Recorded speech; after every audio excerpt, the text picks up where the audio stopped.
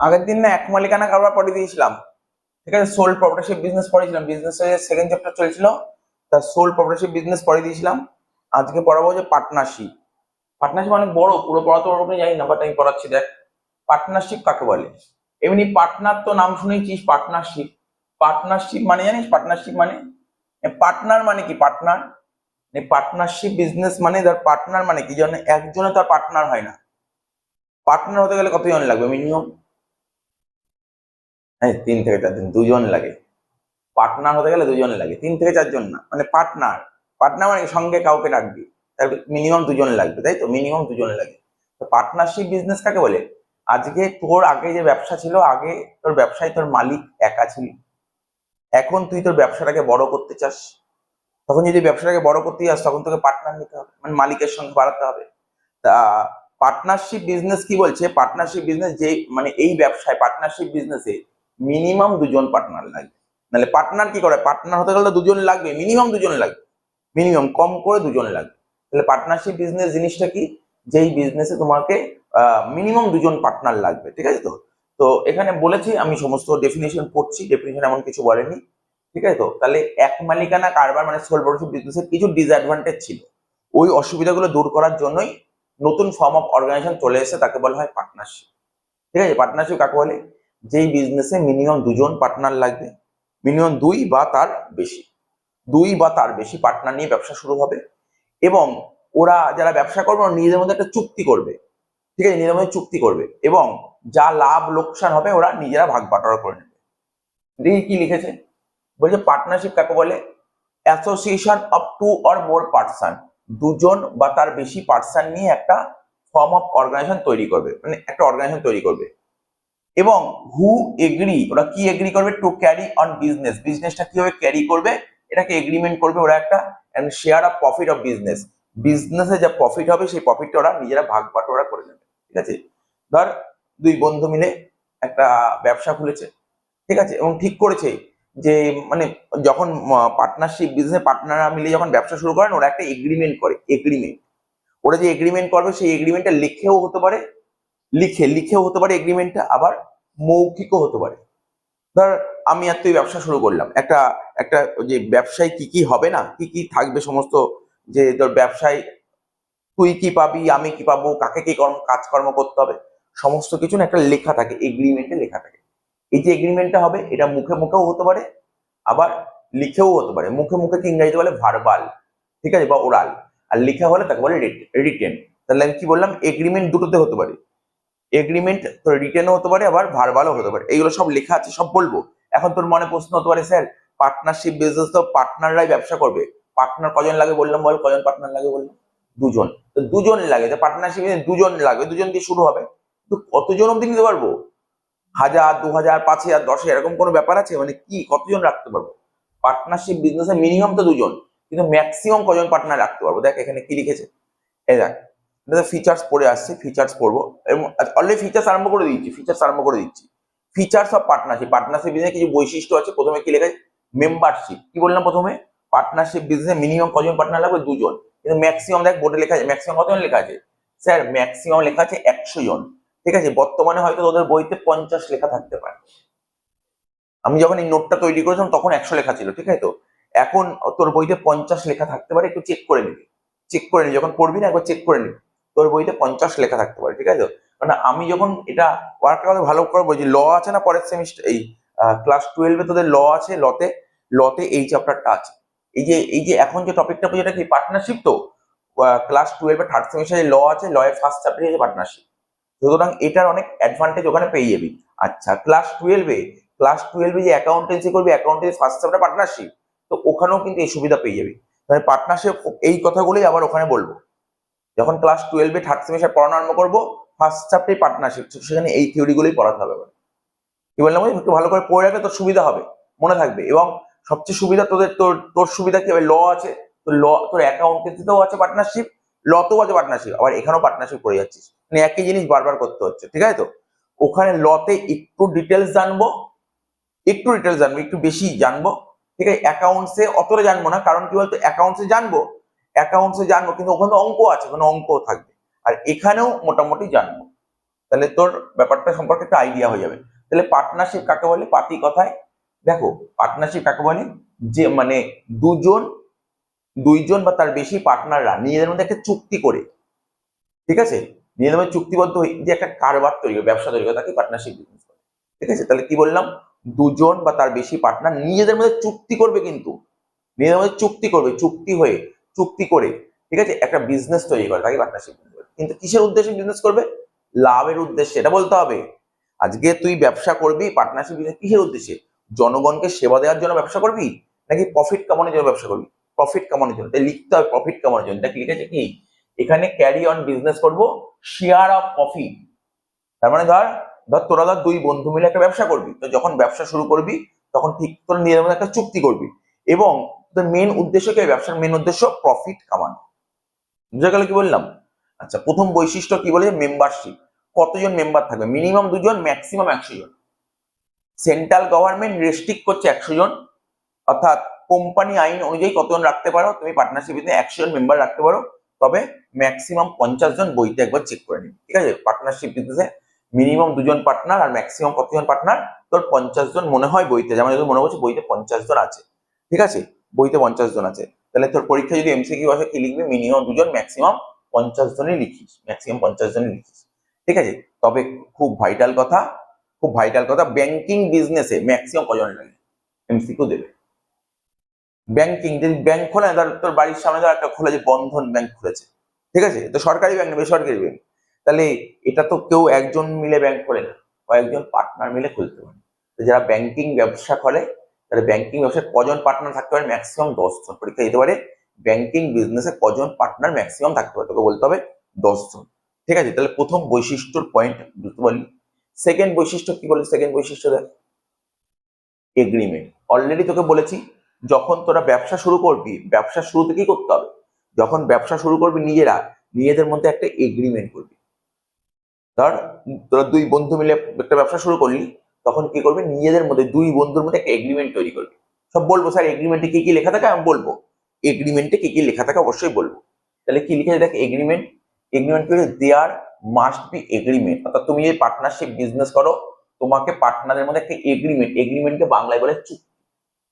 চুক্তি কত? স্যার কি চুক্তি কি যাবে? একটা কথা বলেইছে, তো তোরা ব্যবসা শুরু করলি, বছরের শেষে যে একটা লাভ হবে, তা লাভটা কে কত ভাগ নেবে? ধর বছরের শেষে ধর 1 লাখ টাকা লাভ হলো, কে নেবে এই টাকাটা? কারা নেবে?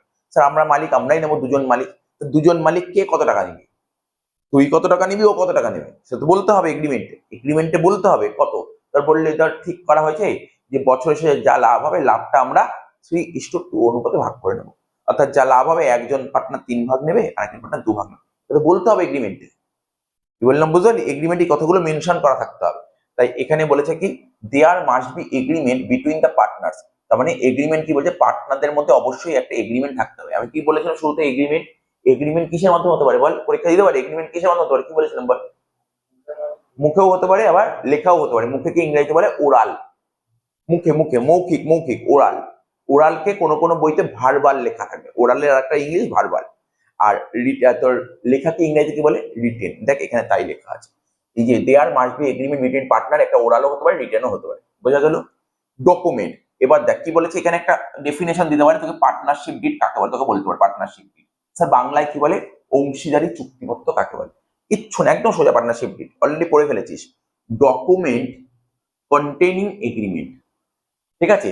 তুই যে বলছে পার্টনারশিপ ডিড কাকে বলে, বলছে ডকুমেন্ট, এটা একটা ডকুমেন্ট কন্টেনিং এগ্রিমেন্ট। তুই যখন এগ্রিমেন্ট তৈরি করবি না, তুই যখন এগ্রিমেন্ট তৈরি করবি, পার্টনারশিপ ডিড যখন পার্টনাররা মিলে একটা ব্যবসা করবে, তখন নিজের মধ্যে একটা চুক্তি করে একটা এগ্রিমেন্ট তৈরি করবে, পার্টনারশিপ ডিড বলে। অর্থাৎ এগ্রিমেন্টের মধ্যে কিছু লেখা থাকে, তাই বলছে ডকুমেন্ট কন্টেনিং এগ্রিমেন্ট, ঠিক আছে? ডকুমেন্ট কন্টেনিং, ঠিক আছে, এগ্রিমেন্ট। এর বাংলায় কি বলে? অংশীদারি চুক্তিপত্র কাকে বলে? অংশীদাররা নিজেদের মধ্যে চুক্তিবদ্ধ করে যে একটা দলিল তৈরি করে, দলিল, ডকুমেন্ট মানে দলিল তৈরি করে, ঠিক আছে? দলিল তৈরি করে, ডকুমেন্ট মানে দলিল তৈরি করবে, ঠিক আছে? তবে ওদের এগ্রিমেন্ট সংক্রান্ত একটা দলিল তৈরি করবে, পার্টনারশিপ ডিড বলে। ডিড মানে চুক্তিবদ্ধ। এই পার্টনারশিপ ডিড কাকে বলে? ওরা একটা দলিল তৈরি করে। কারা দলিল তৈরি করবে? পার্টনাররা মিলে একটা দলিল তৈরি করবে, যে কি কি পাওয়া, মানে কি কি হবে এগ্রিমেন্টে, সেই নিয়ে একটা দলিল তৈরি করবে, এটাকে পার্টনারশিপ ডিড বলে। ঠিক আছে, যারা ইংলিশে পড়বি দেখবি এমসিকিউতে এই অপশনটা তুলে ডকুমেন্ট কন্টেনিং এগ্রিমেন্ট এই কথাটা লেখা থাকবে, তখন তুই বলি পার্টনারশিপ। ঠিক আছে তো?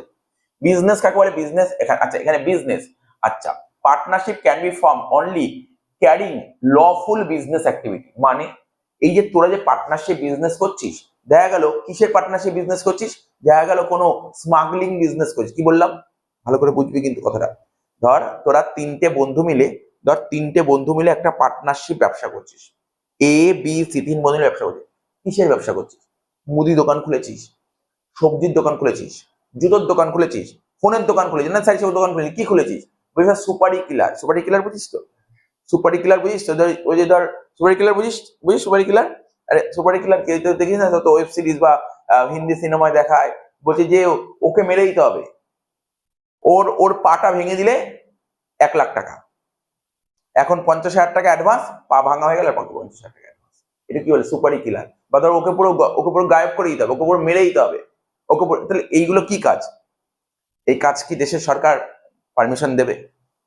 এটা কি আইন মেনে কাজ, নাকি আইন বিরুদ্ধ কাজ? আইন বিরুদ্ধ কাজ। তাহলে এই বিজনেসই করতে পারবি। বা ধর স্মাগলিং, হিরোইনের বিজনেস তুই হিরোইনের বিজনেস করছিস, তো দেশের সরকার এটাকে পারমিশন দেবে? তুই গাজার বিজনেস, গাজা, এগুলো সব দেশের আইন বিরুদ্ধ কাজ, ঠিক আছে? এই সমস্ত কাজ করতে পারবি না, ঠিক আছে? আরো অনেক জিনিস এই সমস্ত কাজ করতে বলছি। তুমি এমন ব্যবসা করবে, লফুল বিজনেস করতে হবে। লফুল মানে আইন মানবে। যেমন তার তুই একটা ফোনের দোকান খুলতে পারিস, বই খাওয়ার দোকান খুলতে পারিস, সবজির দোকান খুলতে পারিস, ঠিক আছে? মুদি দোকান খুলতে, এইগুলো সরকার পারমিশন দেয়, এটাই লিখেছে লফুল। তাই লিখেছে partnership can be form only carrying lawful business. Lawful মানে বুঝতে পারছিস তো? দেশের সরকার যেটাকে বলবে না, দেশের সরকার বলছে তুমি এই ব্যবসা করতে পারো। লফুল মানে আইন মেনে ব্যবসা করতে হবে। এমন কোনো ব্যবসা করবি না যেগুলো ইল্লিগাল, সেইগুলো আমাদের দেশের পারমিশন দেয় না, সেটা করতে পারবি না, ঠিক আছে? বোঝা গেল তো? কি বললাম? লফুল বিজনেস হতে হবে, আইন মেনে বিজনেস হতে হবে। প্রফিট শেয়ারিং তো তোকে অলরেডি বললাম, বছরের শেষে ব্যবসা করে তোরা যে লাভ করবি, সেই লাভটা কি করবি? তোরা পার্টনারদের মধ্যে ভাগ করে নিবি। কি অনুপাতে ভাগ করবো স্যার? কি অনুপাতে ভাগ করবো? তোরা যখন এগ্রিমেন্ট তৈরি করবি, এগ্রিমেন্টে কত লেখা ছিল সেটা বলতে হবে। এগ্রিমেন্টে যেই অনুপাত লেখা ছিল সেই অনুপাতে ভাগ করবি। কি বললাম বুঝতে হবে কিন্তু। ধর ধর ব্যবসা করছে কারা কারা? ধর এ আর বি দুজন মিলে ব্যবসা করছে, বছরের শেষে না লাভ হয়েছে 1,00,000 টাকা, ঠিক আছে? বছরের শেষে 1,00,000 টাকা লাভ। এই লাভের টাকাটা কার কার টাকা? এ আর বি দুজনের টাকা। তাহলে এই টাকাটা ভাগ করতে হবে, তো এ আর বির মধ্যে কি অনুপাতে ভাগ করবো? যখন তোরা এগ্রিমেন্ট করেছিলি, এগ্রিমেন্টে কি বলা ছিল সেটা তো 3:2 বললাম। তো যখন এগ্রিমেন্ট করবি তোরা নিজেদের মধ্যে 3:2, দেখ এটা এগ্রিমেন্ট যখন করবি তখন মানে যখন দুইজন মিলে ব্যবসা করছিস তখন নিজের মধ্যে এগ্রিমেন্ট করবি, তখন তুই বললি 3 ভাগ নেবি, আমি বললাম 2 ভাগ, ঠিক আছে? কিন্তু দুজনের মধ্যে সমান মানে একটা মিল থাকতে হবে। এখন তুই 3 ভাগ বললি, আবার আমাকে বললি 2 ভাগ নিতে, তখন আমি তো রাজি নাও হতে পারি। এইগুলোর মধ্যে একটা নিজেদের মধ্যে বসে একটা মীমাংসা করতে হবে। তখন এগ্রিমেন্টে কি বলা আছে এটা খুব গুরুত্বপূর্ণ। স্যার এগ্রিমেন্টে লেখা আছে 3:2, তাহলে তুই নিবি 3 ভাগ, এ নেবে 3 ভাগ, বি নেবে 2 ভাগ, হয়ে গেল, মিটে গেল ঝামেলা। স্যার এগ্রিমেন্টে বলাই নেই কিছু, এগ্রিমেন্টে বলা নেই, তখন কি হবে? এগ্রিমেন্টে যদি এই কথাটা বলা না থাকে কে কত টাকা লাভ ভাগ করে নেবে, তখন কি হবে? সমান অনুপাতে। এটা কে বলেছে? রুল, আইন বলছে। দেখ এখানে এই কথাটা লেখা আছে, বলছে কোথায় গেল এই profit sharing, share the profit in the ratio prescribe in the agreement. লাইনটার মানে বুঝতে পেরেছিস? এগ্রিমেন্টে যেটা প্রেসক্রাইব করা আছে সেই অনুপাতে ভাগ করে নেব। স্যার এগ্রিমেন্টে বলা নেই, বলছে নো রেশিও, মানে এগ্রিমেন্টে কিছু বলা নেই, কোনো রেশিওর কথা উল্লেখ নেই, সেক্ষেত্রে কি হবে? প্রফিট শেয়ারটা কি হবে? ইকুয়ালি ভাগ হবে। বুঝা গেল কি বললো? মনে থাকবে, পরীক্ষায় কিন্তু এগুলো এমসিকিউ দেখতে পারে, এই বৈশিষ্ট্যমন্ত্রী পয়েন্টগুলো অনেক এমসিকিউ লুকিয়ে আছে, ঠিক আছে? তাহলে বুঝতে পারলি কি বললাম? আচ্ছা নেক্সট কি বলছে? লাইবিলিটি মানে দায়। Liability of partners. দেখ পার্টনারশিপ বিজনেস, দুজন পার্টনার মিলে ব্যবসা করছে, এ আর বি দুজন মিলে বিজনেস করছিস, ঠিক আছে? তাহলে পার্টনারশিপ বিজনেসের লাইবিলিটি কি হয়? আনলিমিটেড লাইবিলিটি মানে কি? মানে এখানে দেখ, এখানে আনলিমিটেড লাইবিলিটি কি? তোর ব্যবসায় যদি লস হয়, এই লসের টাকা মেটানোর জন্য তোকে বাড়ি ঘর বিক্রি করে টাকা মেটাতে হবে, এই জন্য বলে আনলিমিটেড লাইবিলিটি। লিমিটেড লাইবিলিটি না, আনলিমিটেড লাইবিলিটি। আমরা আগের দিনও করেছিলাম, sole protection business liability unlimited. তাহলে তোকে পরীক্ষায় বলতে পারে যে পার্টনারশিপ বিজনেসে পার্টনারদের লাইবিলিটি লিমিটেড নাকি আনলিমিটেড, তোকে বলতে হবে আনলিমিটেড। লিমিটেড মানে সীমিত দায়, আর আনলিমিটেড মানে অসীম দায়, প্রচুর দায় নিতে হবে। প্রচুর দায় নয়, তুই ভাব না, তুই ব্যবসা করছিস, তুই ব্যবসার লস হলো, তোর বাড়ি বেচতে হবে, বাড়ি বেচে বাড়ি থেকে টাকা নিয়ে সেই টাকা মেটাতে হবে, বাড়ি থেকে টাকা নিয়েছে সেই টাকা মেটাতে হবে। বুঝতে পারছিস তো কি বললাম? এটাকে বলে আনলিমিটেড লাইবিলিটি, ঠিক আছে তো? আচ্ছা, কি বলেছে? The liability of partners unlimited to business assets are not sufficient to, এই আমি আগের দিন বলেছিলাম, যদি তোর কাছে যে ব্যবসার যে অ্যাসেট আছে সেটা যদি সাফিসিয়েন্ট না হয়, ঠিক আছে, সাফিসিয়েন্ট না হয়, যেমন ধর তুই ব্যবসা করছিস, তোর ধর বাইরের লোক তোর কাছে পাবে 1,00,000 টাকা। কত পাবে? 1,00,000 টাকা। এবার এটা 1,00,000 টাকা পাবে, এটা লাইবিলিটি, এটা লাইবিলিটি। আর তোর কাছে অ্যাসেট কত আছে? ধর অ্যাসেট আছে ধর 70,000 টাকা। তাহলে অ্যাসেট বেচে তুই তো 70,000 টাকা পাবি, তোকে দিতে হবে কত? 1,00,000। কত টাকা শর্ট পড়লো? বল কত টাকা শর্ট পড়লো? 30,000 টাকা শর্ট পড়লো। এই 30,000 টাকা কি করতে হবে? বাড়ি থেকে নিয়ে আসতে হবে। এখানে তাই বলি, ইংলিশটা পড়। বলছে to business asset are not sufficient, business যদি সাফিসিয়েন্ট না হয় ডেটটা পে করার জন্য, পার্টনারদের ডেট পে করার জন্য, may have to sell their personal property. লাইনের মানে বুঝিস? অসুবিধা হলে জিজ্ঞাসা করবি, আমি বুঝিয়ে দেবো, ঠিক আছে? ইংলিশটার মানে আমি বললাম। এবার কি বলছে? লাইবিলিটি হলো নন ট্রান্সফারেবল অফ শেয়ারস, ঠিক আছে? No partner can transfer his shares to any other person, ঠিক আছে? ধর দুই বন্ধু মিলে ব্যবসা করছে, আমি আর আমার একটা বন্ধু মিলে ব্যবসা করছে, তা আমি আমার শেয়ারটা আমি অন্য কাউকে দিতে পারবো না। কি লিখেছি? No partner can transfer his share to any other person, অর্থাৎ আমি ব্যবসা করছিলাম, আমি আমার ভাগটা আমি অন্য কাউকে দিতে পারবো না। পার্টনারশিপ বিজনেসের রুল। তোরা ধর দুই বন্ধু মিলে ব্যবসা করছিস, তোর শেয়ার, তোর যে পজিশন আছে, তুই অন্য কাউকে দিতে পারিস, ঠিক আছে তো? হ্যাঁ, এখন বলি স্যার দিতে পারবো না, আমি দিতে চাই, দিতে পারবো না মানে? দিতে যদি চাস তখন কি করতে হবে? তোর বাকি যে পার্টনার আছে তার সহমতি লাগবে। সহমতি, বাংলায় বলা হয় সহমতি, আর ইংরাজিতে বলা হয় লর ভাষা, কনসেন্ট। কনসেন্ট লাগবে। ধর তোরা দুজন মিলে ব্যবসা করছিস, তুই তোর শেয়ারটা তুই অন্য কাউকে দিতে চাস, তাহলে কি করতে হবে?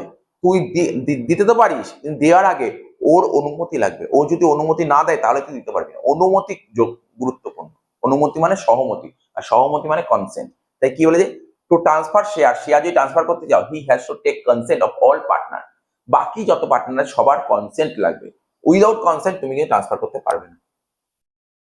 7 নম্বর কি বলছে দেখ, রেজিস্ট্রেশন। রেজিস্ট্রেশন খুব ইম্পর্টেন্ট কথা, এমসিকিউটা পরীক্ষায় দেয়। পার্টনারশিপ বিজনেসে রেজিস্ট্রেশন করা কি বাধ্যতামূলক? আমি তোকে বলি, পার্টনারশিপ বিজনেস রেজিস্ট্রেশন করা বাধ্যতামূলক নয়। রেজিস্ট্রেশন করার দরকার নেই। তোমার যদি মন চায় তাহলে তুমি করতে পারো। হ্যাঁ, রেজিস্ট্রেশন করলে কিছু সুযোগ সুবিধা আসবে, কিছু সুবিধা পাবি।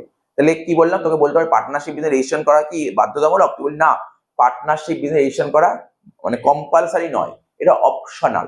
বুঝতে পারলি কি বললাম? ইংলিশটা এই টার্ম গুলো, কম্পালসারি মানে কি? কম্পালসারি মানে বাধ্যতামূলক, করতেই হবে।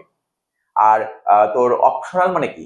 অপশনাল মানে কি বল? বল অপশনাল মানে বলতে পারবি? অপশনাল মানে কি? কি মনে হচ্ছে অপশনাল শুনে? অপশনাল মানে তোর ইচ্ছা, তোর ইচ্ছার উপর ডিপেন্ড করে তুই করতেও পারিস না। অপশন, বুঝছো? তোকে অপশন দিয়েছে, তোমার ইচ্ছা, তুমি করতে পারো নাও করতে পারো। কম্পালসারি মানে করতেই হবে। তাহলে তোকে যদি বলে পার্টনারশিপ বিজনেস রেজিস্ট্রেশন করা কম্পালসারি না অপশনাল, কি বলবো? অপশনাল। অপশনাল, ঠিক আছে তো? তবে তুই যদি রেজিস্ট্রেশন করিস তাহলে কিছু সুযোগ সুবিধা পাবি, ঠিক আছে? আজকে যদি তুই রেজিস্ট্রেশন করার কোর্টে তোর যদি কখনো কেস ওঠে, ধর দুই পার্টনারের মধ্যে, দুই বন্ধু ব্যবসা করছিস, ঝামেলা বেঁধে গেল, ঝামেলা বেঁধে গেলে তুই কার সাহায্য নিবি?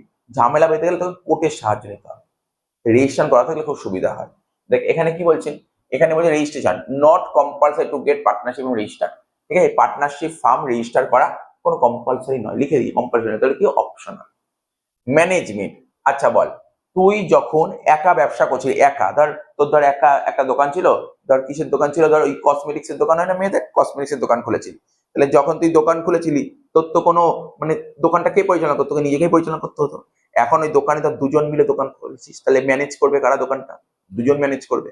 এখানে তাই লিখেছে, দেখ ম্যানেজমেন্টটা কি লিখেছে? বলেছে all partners R allowed to manage farm, মানে পার্টনারশিপ বিজনেস যে কজন পার্টনার আছে সবাই কিন্তু দোকানটা ম্যানেজ করতে পারবে, ঠিক আছে? They may specify work of each partner in deed. হ্যাঁ, ধর ব্যবসায় ধর 3জন পার্টনার আছে, ব্যবসায় 3জন পার্টনার আছে। একজন পার্টনার বললো ঠিক আছে, একজন পার্টনার দোকানটাকে দেখাশোনা করলো, ঠিক আছে? একজন পার্টনার দোকানের ভিতরে কাজ করলো। একজন পার্টনার ধর ঠিক করলো যে যত যত মাল কেনাকাটির দায়িত্ব সব আমি। আর একজন পার্টনার বললো সমস্ত পার্টির সঙ্গে ডিল করতে যাবো আমি বাইরে। এক একজন এক একটা কাজের ভাগ হয়ে গেল, ঠিক আছে? তাহলে কি বললাম বুঝতে পারলি? এখানে যে তুই তো 3জন বন্ধু মিলে ব্যবসা করছিস, তাই এক একজনের এক একটা ভাগের দায়িত্ব পড়ে গেল। তাই এখানে বলেছে কি দেখ, they may specify work of each partner in deed. ডিডে পরিষ্কার করে লেখা থাকবে কোন পার্টনার কি ডিউটি, কোন পার্টনার কি ডিউটি। আচ্ছা, ব্যবসায় যে 3জন পার্টনার মিলে ব্যবসা করছে, এমন কোনো কথা নেই তিনজনকেই ব্যবসা দেখাশোনা করতে হবে, এরা নাও হতে পারে। ধর 3 বন্ধু মিলে ব্যবসা করছিস, দেখা গেল এক বন্ধু ও ব্যবসাকে টাকা দিয়েছে, ও কোনো কাজই করে না। বুঝিসনি কি বললাম? এরকম হতে পারে, এক বন্ধু ব্যবসাকে টাকা দিয়েছে, ও কোনো কাজ করে না, কাজ করে বাকি দুজন, এরকম হতেই পারে। পার্টনারশিপ বিজনেস যখন অঙ্ক করবি তোরা দেখতে পারবি, বা এরপরে ক্লাস 12 যখন আসবে তখন দেখতে পারবি, বা তোরা দেখবি এরকম অনেক বিজনেস আছে 3 বন্ধু মিলে। আমি দেখেছি, আমি নিজেই দেখেছি। ধর 2 বন্ধু মিলে ব্যবসা করছিল, এক বন্ধু কি করে, ও ব্যবসার পাশাপাশি চাকরি করে, ও পুরো সকাল 10টা থেকে রাত্রি 7টা অবধি কাজেই যায়, ও ব্যবসাকে টাইম দেয় না। আর এক বন্ধু কি ছিল, ও তো কোনো চাকরি বাকরি করে না, ব্যবসাকে ওই সারাক্ষণ টাইম দেয়। বুঝতে পারলি কি বললাম? তার মানে এরকম কোনো কথা নেই। বা ধর আমি তোকে বলছি, ধর 3 বন্ধু মিলে ব্যবসা করছে, ধর সাপোজ ধর আমি একটা ব্যবসাতে নামলাম, আমি ব্যবসায় টাইম দেবো, আমি কি করে সারাক্ষণ দোকানে বসবো? আমি সারাক্ষণ পড়াই। 2 বন্ধু মিলে ব্যবসা শুরু করলাম, আমি বললাম প্রথমেই ওকে বলে দিলাম, দেখ আমি কিন্তু ব্যবসাকে টাইম দিতে পারবো না, আমি টাকা দেবো, বুদ্ধি দেবো, সব দেবো, কিন্তু আমি কিন্তু ব্যবসাকে টাইম দিতে পারবো না। ব্যবসা কিন্তু টাইম কিন্তু তোকেই দিতে হবে, তুই যদি রাজি হোস তাহলে ব্যবসা খুলবো, নাহলে খুলবো না। বলো ঠিক আছে, রাজি। কি বললাম বুঝলি? তাহলে যেই বন্ধু ব্যবসাকে টাইম দিল, আমি তো ধর পড়ালাম, পড়িয়ে টাকা পয়সা কামালাম, কিন্তু ও তো ব্যবসাকে টাইম দিল, ও তো ওই সময় অন্য কোনো কাজে ইনভলভ হতে পারলো না, ও কামাতে পারলো না। তাহলে আমি বললাম তুই যে ব্যবসাকে টাইম দিচ্ছিস, তার বদলে তোকে স্যালারি দেবো, কি বললাম বুঝলি? কিন্তু আমি কিন্তু স্যালারি পাবো না, আমি তো ব্যবসাকে টাইম দিইনি। বোঝা যাচ্ছে কি বললাম? তো এইগুলো আস্তে আস্তে আসবে। আচ্ছা, কি বলে যে ম্যানেজমেন্টটা কি বললাম? সমস্ত পার্টনার ম্যানেজ করতে পারবে। They may specify work of each partner, প্রতিটা পার্টনারের কি কাজ সেটা চুক্তিতে অবশ্যই ডিটেইল লেখা থাকবে। Time period continue all partners desire two. আচ্ছা, মানে কি বলছে বলতো, তুই টাইম পিরিয়ড, তুই তো ব্যবসাটা কতদিন করবি, সেটা পার্টনারদের উপর ডিপেন্ড করবে, পার্টনারটা কতদিন ব্যবসা চালাতে চাইছে তার উপর ডিপেন্ড করবে। Continue till all partners desire to, প্রতিটা পার্টনারের ইচ্ছার উপর, সমস্ত পার্টনারের ইচ্ছার উপর ডিপেন্ড করবে তুমি ব্যবসাটা কতদিন কন্টিনিউ করতে চাইছো। Legally end on any partner death or retirement. হ্যাঁ, ধর 3 বন্ধু মিলে ব্যবসা করছে, কোনো এক বন্ধু ধর মারা গেল, ব্যবসা বন্ধ হয়ে যায়। কোনো এক বন্ধু ধর ইনসলভেন্ট, বলেছিলাম আগে, বলেছিলাম ক্লাসে, ইনসলভেন্ট মানে কি বলেছিলাম, ভিখারি, দেউলিয়া হয়ে গেল, কোনো পার্টনার তার দেউলিয়া হয়ে গেল, তাহলে ব্যবসা বন্ধ হয়ে যেত। জেনারেলি এটা হয়, ধর লিগালি এন্ড হতে পারে, ব্যবসাটা বন্ধ হয়ে যেতে পারে যদি কোনো পার্টনার ডেথ হয়, বা কোনো পার্টনার রিটায়ার করে যায়, বা ধর কোনো পার্টনার তার ইনসলভেন্ট, ব্যবসা বন্ধ হয়ে যেতে পারে।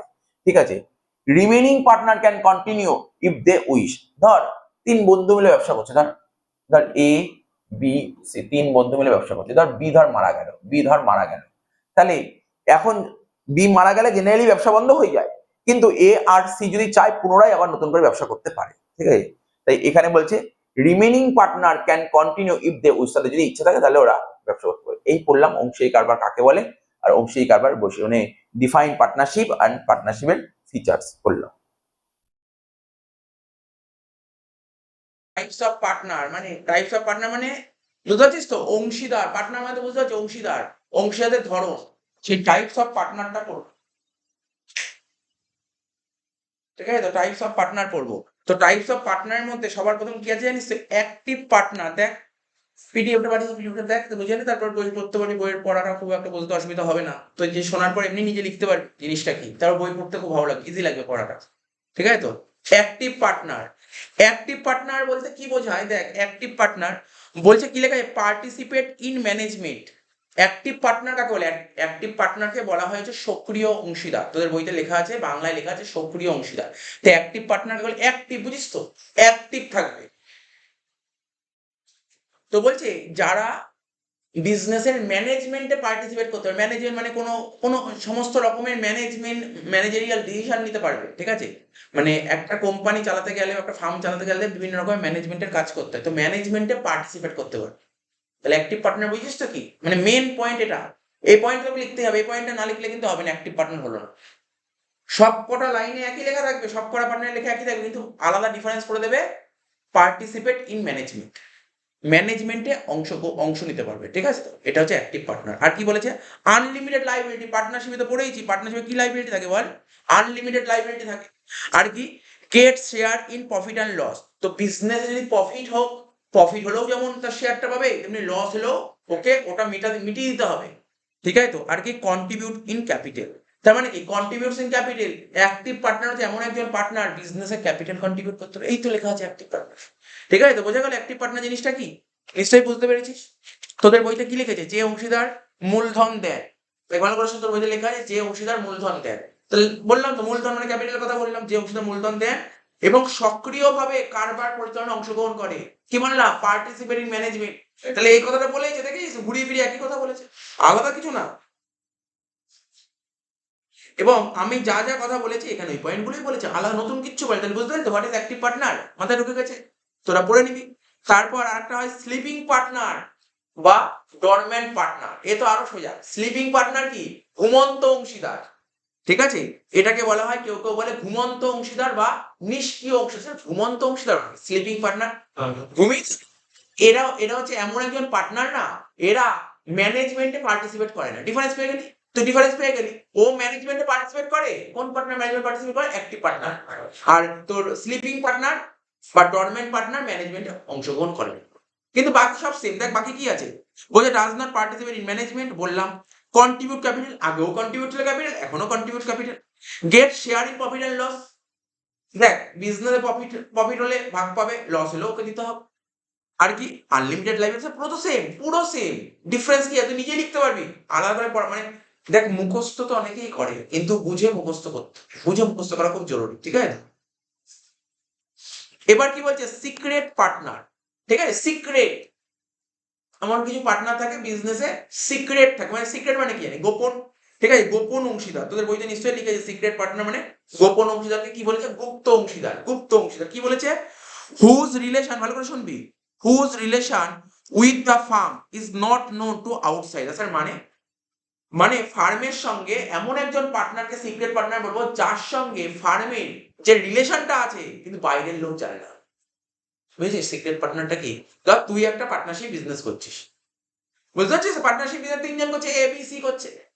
এ কে বললাম সিক্রেট পার্টনার, মানে এ বি সি তিনজন মিলে বিজনেস করছে, এ যে ওই বিজনেসের পার্টনার, কিন্তু বাইরের লোক জানে না। বাইরের লোক জানে না, সিক্রেট পার্টনার। বলছে whose relation with the firm, ফার্মের সঙ্গে যার রিলেশন আছে, is not known to outsider. ঠিক আছে, এটাকে বলা হয় তোমার, এই যেখানে লিখে, যখন কোনো অংশীদার প্রতিষ্ঠানের কোনো অংশীদার বাইরের লোকেদের কাছে অংশীদার হিসেবে তার নাম প্রকাশ করতে চান না। ইংলিশটা একবার পড়লে মনে থাকবে, আর বাংলাটা একটু বুঝতে পারছিস তো, ইংলিশটা খুব ইজি লেখা আছে। কন্ট্রিবিউট ক্যাপিটাল, অবশ্যই ক্যাপিটাল তো কন্ট্রিবিউট করতেই হবে। নেক্সট পার্টিসিপেট ইন ম্যানেজমেন্ট, এটাও ঠিক আছে। নেক্সট কি বলছে, আনলিমিটেড লাইব্রেরি। ডিফারেন্স বুঝতে পেরেছিস তো, ডিফারেন্স গুলো পড়, তাহলে একবার হয়ে যাবে। এখানে বলি স্যার এখান থেকে কি কোশ্চেন দেয় পরীক্ষায়, আপনি কি লিখতে দেবেন, আমি কিছুই লিখতে দেবো না এখান দিয়ে। এখান দিয়ে এসে কিউ আসে, বুঝতে পারলি, এসে কি আসে, বললো কি পরীক্ষা খুব ইম্পর্টেন্ট, বলে কি হোয়াট ইজ স্লিপিং পার্টনার, মানে ঘুমন্ত অংশের কাকে বলে, 1 নম্বর দিন। এই চারটা পয়েন্ট দিয়ে দিল, ঠিক আছে, মোটামুটি এক লাইনের মতন তোকে লিখতে হবে। ঠিক আছে, তো ঘুমন্ত অংশীদার কাকে বলে, ওই 4টে পয়েন্ট দিয়ে তুই একটা সেন্টেন্স তৈরি করে দিতে পারবি না, 4টে পয়েন্টে একটা সেন্টেন্স তৈরি হয়ে যাবে। তুই লিখবি ঘুমন্ত অংশীদার হলো সেই অংশীদারকে ঘুমন্ত অংশীদার বলে যে বিজনেসের ম্যানেজমেন্টে পার্টিসিপেট, কি বলেছে, বিজনেস ম্যানেজমেন্ট পার্টিসিপেট করতে পারে না, কিন্তু ক্যাপিটাল কন্ট্রিবিউট করে, প্রফিট লস হলে ভাগ লিখে দে না, ফুল মার্কস দেবে, কোনদিন নাম্বার কাটবে না জন্য। ঠিক আছে, তুমি কোনদিন নাম্বার কাটবে না, বইয়ের লিখেছে, এটা তাড়াতাড়ি মুখস্থ হবে। এবার নমিনাল পার্টনার, নমিনাল পার্টনার কি বলেছে, নামিক অংশীদার। নমিনাল পার্টনার মানে কি বললাম, নামিক অংশীদার। সেই নমিনাল পার্টনার জিনিসটা কি দেখ, বলছে not the Real partner of the farm, বিজনেসের রিয়াল পার্টনার নয়। আমি খুব ডিটেলসে বলবো, এটা একটু বুঝতে হয়। বলছে not the Real partner of the firm, ফার্মের মানে প্রতিষ্ঠানের রিয়াল পার্টনার নয়। ডাজ নট কন্ট্রিবিউট ক্যাপিটাল, ও তো রিয়াল পার্টনার নয়, ও ক্যাপিটালও কন্ট্রিবিউট করবে না। ঠিক আছে, ও রিয়াল পার্টনার নয়, ও ক্যাপিটাল কন্ট্রিবিউট করবে না, ও ম্যানেজমেন্টে পার্টিসিপেট করবে না, ওর লাইবিলিটি থাকবে লিমিটেড। ঠিক আছে, does not get share profit and loss, business profit loss ও কিছুই পাবে না। ঠিক আছে, তো অনলি ল্যান্ড হিজ নেম, মানে কি হয় জানিস তো, এই দেখ নমিনাল পার্টনার জিনিসটা কি, পার্টনারশিপ বিজনেস ওর নামটাকে ইউজ করবে, বুঝতে পারলি, তার এমন একজন পার্টনার, ও পার্টনার না, ও কি, ও হচ্ছে নমিনাল পার্টনার, ওর নামটা ইউজ করবে, ওর নাম ভাঙিয়ে, বলে না ওর নাম ভাঙিয়ে মানুষ খাচ্ছে, না না, ওর নাম ভাঙিয়ে খাচ্ছে, তেমনি ওই লোকটার এমন রেপুটেশন আছে মার্কেটে, ওর রেপুটেশন এমন আছে, ওর রেপুটেশনটা কোম্পানি কাজে লাগাচ্ছে, মানে ফার্ম কাজে লাগাচ্ছে, যাতে ফার্মের বেনিফিট হয়। বুঝতে পারলি কি বললাম? এটা আর কিছু না, এটাই নমিনাল পার্টনার। তবে মাথায় রাখবি একটা লায়েবল টু আউটসাইডার ফর টিপ। তাহলে ধর এমন একজন পার্টনারকে নমিনাল পার্টনার বললাম, তার নাম খাটিয়ে মার্কেট থেকে তুই লোন নিয়ে নিচ্ছিস, তাহলে তাহলে সেই নমিনাল পার্টনারকে লোনের টাকাটা মেটাতে বাধ্য। বুঝতে পারলি তো কি বললাম? পার্টনার না, কিন্তু কি বলেছে, liable to outsider for debt, ডেপ্টের টাকাটা মেটাতে বাধ্য। বুঝতে পারলি কি বললাম? নমিনাল পার্টনার কিছুই না, একদম সিম্পল ওয়ার্ড। নমিনাল পার্টনার কিছুই না ভাই, একজন পার্টনার যে বিজনেসের পার্টনারই না, ওর নাম ভাঙিয়ে কোম্পানি ফায়দা তুলছে, ওর নাম ভাঙিয়ে কোম্পানি ফায়দা তুলছে, এটাই নমিনাল পার্টনার। ঠিক আছে তো? তো এখানে তোদের বইতে কি লিখেছে দেখি তো, কি লিখেছে? হুম, বলছে যে অংশীদারটা কি বলেছে, যে পার্টনার ক্যাপিটাল দেয় না।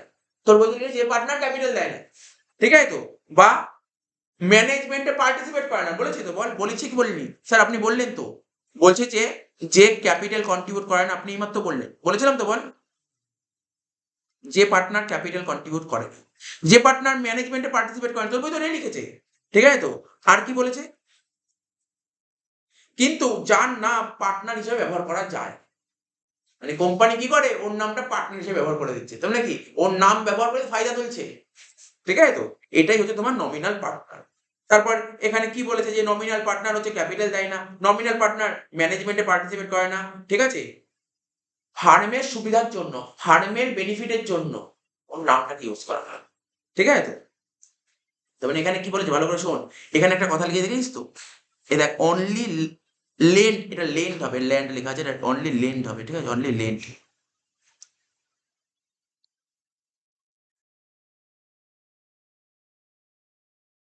অনলি লেন্ড, লেন্ড মানে বুঝতে পারছিস তো? আচ্ছা, লেন্ড মানে জানিস, লেন্ড মানে লোন থেকে এসছে, লোন থেকে এসছে লেন্ড, ঠিক আছে তো? অনলি লেন্ড হিজ নেম, তার মানে তার নামটা ধার নিচ্ছে, তার নাম ধার নিচ্ছে, বুঝ, তার নামটাকে ধার নিয়ে কোম্পানি ফায়দা তুলছে, ফার্ম ফায়দা তুলছে, বুঝতে পারলি তো? এ তোর বইতে লিখেছে, তোর বইতে কি লিখেছে, বলছে ফার্মের সুবিধাতে তিনি তার নাম ধার নেন, নামটা ধার নিচ্ছে, ঠিক আছে তো? তাই নাম যখন ধার নিচ্ছে, তাহলে তো অন্যান্য পার্টনাররা যতটা দায়ী থাকবে, এই পার্টনার ততটাই দায়ী থাকবে, এটাই বলেছে তোর নমিনাল পার্টনার। মোটামুটি বুঝতে পেরেছিস নমিনাল পার্টনার, খুব একটা টাফ নয়।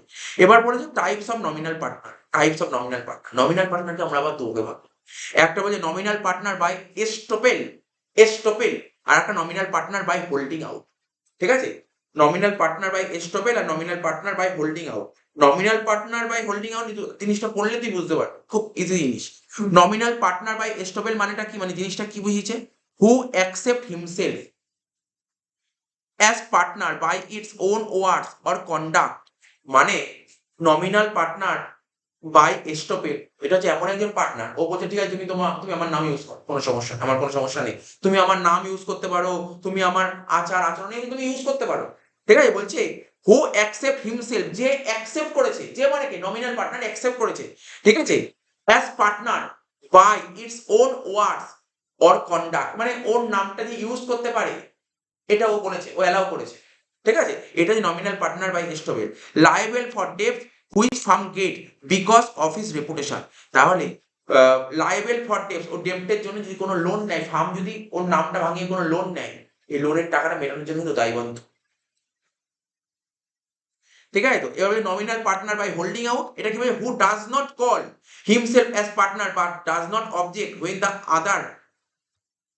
আদার কল হিম পার্টনার, মানে অন্যান্য লোক ওকে পার্টনার বলেই ডাকে, ঠিক আছে, বাট ও ওর নামটাকে ইউজ করে না, ঠিক আছে, ও কোথাও বলে না বাইরে। তোদের বইতে কি লিখেছে, যখন কোনো ব্যক্তি কোনো অংশী প্রতিষ্ঠানের অংশীদার না হয়েও, যখন কোনো পার্সন, যখন কোনো পার্সন পার্টনারশিপ বিজনেসের পার্টনার না হয়েও, পার্টনারশিপ বিজনেসের পার্টনার না হয়েও কথাবার্তা বা কাজের মাধ্যমে, কথাবার্তা বা কাজের মাধ্যমে থার্ড পার্টির কাছে নিজেকে ওই প্রতিষ্ঠানের অংশীদার হিসেবে নিয়ম মানে বলে যে আমি পার্টনারের অংশীদার, বুঝতে পারলি? আরো একবার বলে দিচ্ছি, বলছে যখন কোনো পার্সন কোনো অংশী প্রতিষ্ঠানে, মানে কোনো পার্টনারশিপ বিজনেসের পার্টনার নয়, ধর এমন একজন পার্টনার এ বি সি, ঠিক আছে, এ পার্টনারশিপ বিজনেসটার নাম কি ছিল, এবিসি এন্ড কোম্পানি, ওই বিজনেসে এবিসি, এ কোনো পার্টনারই নয়, এ কোনো পার্টনারই নয়, ভালো করে শোন কিন্তু, এবিসি এন্ড কোম্পানি, কোম্পানিটার নাম এবিসি এন্ড কোম্পানি, তো ওখানে এ একজন পার্টনার, বাট ওই কোম্পানিতে কোনো পার্টনার ছিলই না তো,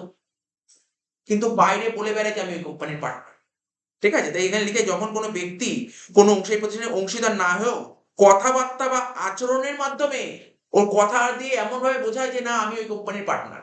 বুঝিস কি বললাম? বুঝিস তো ধর দুজন বন্ধু মিলে একটা বিজনেস শুরু করেছে, দুজন বন্ধু রাম আর শ্যাম দুজন মিলে একটা বিজনেস শুরু করে, ঠিক আছে তো? ওদের এক বন্ধু আছে মোহন, ওদের ভালো বন্ধু মোহন। তো মোহন তো ওই বিজনেসের পার্টনার না, ও বাইরে বলে বেড়ায় কি এই বিজনেসটা আমার আমার আমার, বুঝতে পারলি তো? এই নিয়ে ও ফায়দা তুলছে, ঠিক আছে? এটাকে বলে nominal partner by holding out, ঠিক আছে? তো বলছে who does not call himself as partner but does not object when other call him partner, so they liable to pay debt which firm gets by using his name, এই বলেছে। Next কি বলছে? Minor partner. কি বলছে? Minor, minor মানে জানিস তো? কি রে মাইনর মানে? জানিস মাইনর মেজর জানিস তো? মাইনর মানে কি? 18 বছরের নিচে, মানে নাবালক নাবালিকা এদেরকে বলা হয় minor, minor partner. Partnership act কবে চালু হয়েছিল বলেছিলাম আমি আগের দিন? 1932 পার্টনারশিপ অ্যাক্ট চালু হয়েছে, ঠিক আছে তো? তো বলছে minor can not become partner, minor কখনো পার্টনার হতে পারে না। কি বললাম তাহলে? কি লিখলাম? কি লেখা আছে? স্যার নাবালক কখনো অংশীদার হতে পারে না, নিয়ম অংশীদারি আইনে বলাই আছে নাবালক কখনো, মানে মাইনর কখনো পার্টনার হতে পারে। Can be admitted for the benefit only, কিন্তু ও কোম্পানি থেকে বেনিফিট পেতে পারে। কি বললাম? ও সুবিধা পেতে পারবে। পার্টনার মানে বুঝতে পারলে? কোম্পানি মানে অংশীদারি আইনে পরিষ্কারভাবে বলা হয়েছে মাইনর পার্টনার হতে পারবে না। কি বললাম? মাইনর পার্টনার হতে পারবে না। ইন কেস ওই পার্টনার হয়েও যায়, ও শুধু বেনিফিটই পাবে। স্যার মানে বিজনেসে প্রফিট হলে প্রফিটের ভাগ পাবে, বিজনেসে লস হয় ও কোনো লস দেবে না, লসের টাকা পিয়ার করবে না, বুঝলেন? এটা হচ্ছে মাইনর। এখানে বলেছে can be admitted for the benefit only, does not contribute capital. Minor হচ্ছে এমন একজন পার্টনার ও কোনো ক্যাপিটাল কন্ট্রিবিউট করবে না, ঠিক আছে তো?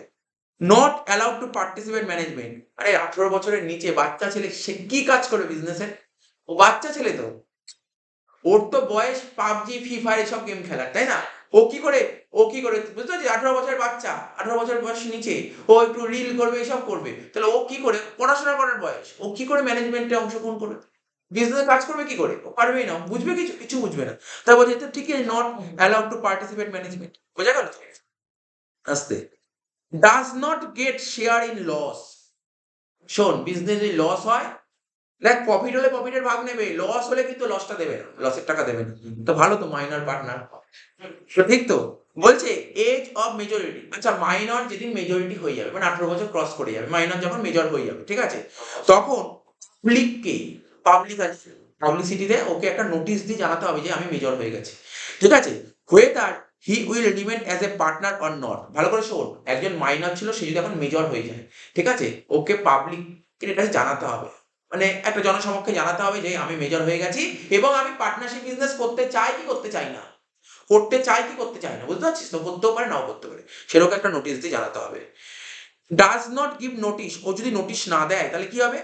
বিকাম অ্যাক্টিভ পার্টনার, লাইবিলিটিস হবে unlimited, get share profit and loss, business যে প্রফিট লস হবে, প্রফিট হলেও ভাগ পাবে, লস হলে কি ঘর দিয়ে টাকা দিতে হবে, ঠিক আছে? পার্টিসিপেট ইন ম্যানেজমেন্ট, যদিও নোটিশ না দেয় তাহলে এটা ধরে নেওয়া হবে, ঠিক আছে?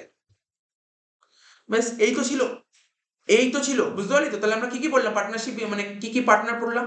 এখান দিয়ে বারবার বলছিস কি হয় পরীক্ষায়? এমসিকিউ এসে কিউ আসবে, এছাড়া লং কোশ্চেন এখান থেকে কিছু আসবে না, ঠিক আছে? কোনদিন দেবে না, আমি বলে দিলাম।